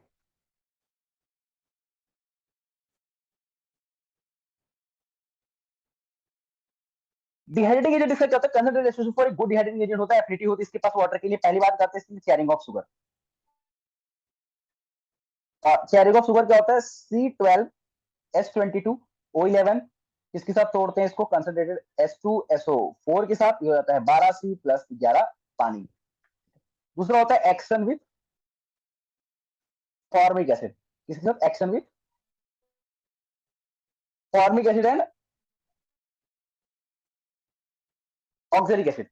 जैसे HCOH ले लिया, इसके सामने क्या लिया, कंसंट्रेटेड H2SO4 ले लिया, और क्या बन गया, CO प्लस H2O। वैसे ही हमने क्या किया, अभी हमने आपको क्या लिखा, फॉर्मिक एसिड, ये तो फॉर्मिक एसिड होता है भाई। अच्छा, आप इसका नाम याद रखेंगे प्लीज, ये मोल कॉन्सेप्ट में बहुत काम आता है भाई साहब, फॉर्मिक एसिड, ठीक है, वरना वो कहेगा चेयरिंग ऑफ शुगर कर लो, तो ये ऑक्जेलिक एसिड, ठीक है, तो आप फंस जाओगे, है ना, और आपका ऑर्गेनिक इनऑर्गेनिक की वजह से फिजिकल तो खराब हो ही गई। ठीक है, तो ये थोड़ी चीज याद रखें, क्योंकि उनके जो क्वेश्चन बनते हैं वो यही पी ब्लॉक वगैरह से ये बनते हैं, यही पी ब्लॉक ही हम पढ़ रहे हैं, अलग बात तो है नहीं कुछ। Oxygen family, P block elements. उसके बाद ऑक्सीडाइजिंग एजेंट होता है ये, ठीक है, क्या होता है, ऑक्सीडाइजिंग एजेंट होता है। अब अगर ये ऑक्सीडाइजिंग एजेंट होता है तो कुछ तो ऑक्सीडाइज, मतलब ऑक्सीडाइजिंग एजेंट होता है कुछ तो कर ही रहा होगा। ये क्या करता है, जैसे टूटता है ना, जैसे हमने H2SO4 को तोड़ दिया, इसको कुछ इंपॉर्टेंट नहीं चल रहा है अभी, है ना, इतना कुछ खास, तो ये ऑक्सीजन में टूट जाता है, ये क्या होता है, नेसेंट ऑक्सीजन, इसकी वजह से ये होता है, ठीक है, क्या होता है, एक ऑक्सीजन एजेंट, क्योंकि नेसेंट ऑक्सीजन की वजह से ऐसा होता है इसके साथ, तो ये ऑक्सीजन एजेंट उसकी वजह से होता है, ठीक है। ये नंबर ऑफ सब्सटेंसेस को ऑक्सीडाइज कर सकता है, ये एक्शन करता है मेटल के साथ। ओके, एक काम करते हैं, ये ले लेंगे, थोड़ा साफ कर लेते हैं, यहाँ पर गंदगी हो जाती है पता नहीं कैसे। आ जाओ भाई, ठीक है, जैसे C+2 ऑफ O2 मिला दिया, ठीक है, CO2 मिल गया, ऐसे करके बस 1/8 ऑफ H6 मिला दिया, प्लस 2 ऑफ ऑक्सीजन मिला दिया, ये क्या बन गया, SO2 मिल गया। अच्छा, बात करेंगे इसकी थोड़ी सी रिएक्शन विथ मेटल के साथ, क्या करेंगे, रिएक्शन विथ मेटल सॉल्ट्स के साथ करेंगे, ठीक है। सल्फर डिकम्पोज करता है सॉल्ट, जैसे नाइट्रिक एसिड है इसके साथ, तो NaNO3 है, हमने क्या करा, H2SO4 के साथ मिला दिया, क्या बन गया, NaHSO4 मिल गया, प्लस HNO3 मिल गया। ये डिकम्पोज करता है नाइट्रेट और क्लोराइड को, डिकम्पोजेस नाइट्रेट क्लोराइड्स, ठीक है। सेवंथ रिएक्शन की बात करें, कुछ मिसलिनियस रिएक्शंस होती है, जैसे BaCl2 के साथ हमने क्या किया, मतलब उनकी सॉल्ट्स को भी क्या करते हैं, बैरियम क्लोराइड वगैरह के सॉल्ट को भी क्या यूज करते हैं, H2SO4 हो गया, इसके साथ क्या बन गया, BaSO4 बन गया, और इसकी प्लस 2HCl बन गया, ठीक है। कुछ नहीं है यार, ये कुछ नहीं है मेरे भाई, कुछ नहीं है, PaCnO3 टोल्ड बाई प्लस, ये कुछ इंपॉर्टेंस नहीं रखती है सारी रिएक्शन, ठीक है, ना ही ये आती है, ठीक है। ये चैप्टर एंड हो जाता है यहाँ पे, और इसके साथ मैं कुछ चीजें आपको बता देता हूँ। जैसे यहाँ पर हमारे पास यूजेस कैसे हैं इसके, यूजेस मैन्युफैक्चर ऑफ रेयन में यूज आता है, ठीक है, क्या आता है, फर्टिलाइजर में यूज आता है इसका। दूसरा, रेयन में यूज आता है इसका। तीसरा, स्टोरेज बैटरीज की तरह काम आता है। अच्छा, एंड, और चौथा इसका डिहाइड्रेटिंग एजेंट की तरह काम आता है। पांचवा, पिकलिंग के लिए काम आता है। सर पिकलिंग क्या होती है, सर बता दो ना। तो मेटल सरफेस को क्लीन करने के लिए, तब इलेक्ट्रोप्लेटिंग के बाद, cleaning of metal surface after electroplating, कोई जरूरत नहीं लिखने की, है ना, आप समझ जाते हैं, बच्चे अच्छे हैं आप लोग, है ना। तो ये वाला बात मैं आपको बोल देता हूँ, thanks, this chapter is over now, chapter नहीं बेसिकली ऑक्सीजन फैमिली खत्म हो चुकी है। इसके कुछ क्वेश्चंस होंगे, हम लोग कल देख लेंगे, कब देख लेंगे, कल देख लेंगे। ठीक है, ठीक है। और 17 फैमिली को भी जल्दी लाएंगे, 17 को 18 को एक्सेप्ट कर लेंगे क्योंकि छोटी फैमिली होती है। हमने शुरू से क्या पढ़ा, एक बार चलते हैं जरा वहां पर, शुरू से क्या क्या पढ़ लिया भाई साहब। ये स्लाइड हमने यूज की, 37 स्लाइड आई थिंक यूज करी है अब तक। यहाँ से स्टार्टिंग हुई थी, ग्रुप 16 से स्टार्टिंग हुई थी, 37 स्लाइड्स यूज करी और ये खत्म करते हुए चले गए। तो end of chapter. Thank you, tata, bye bye.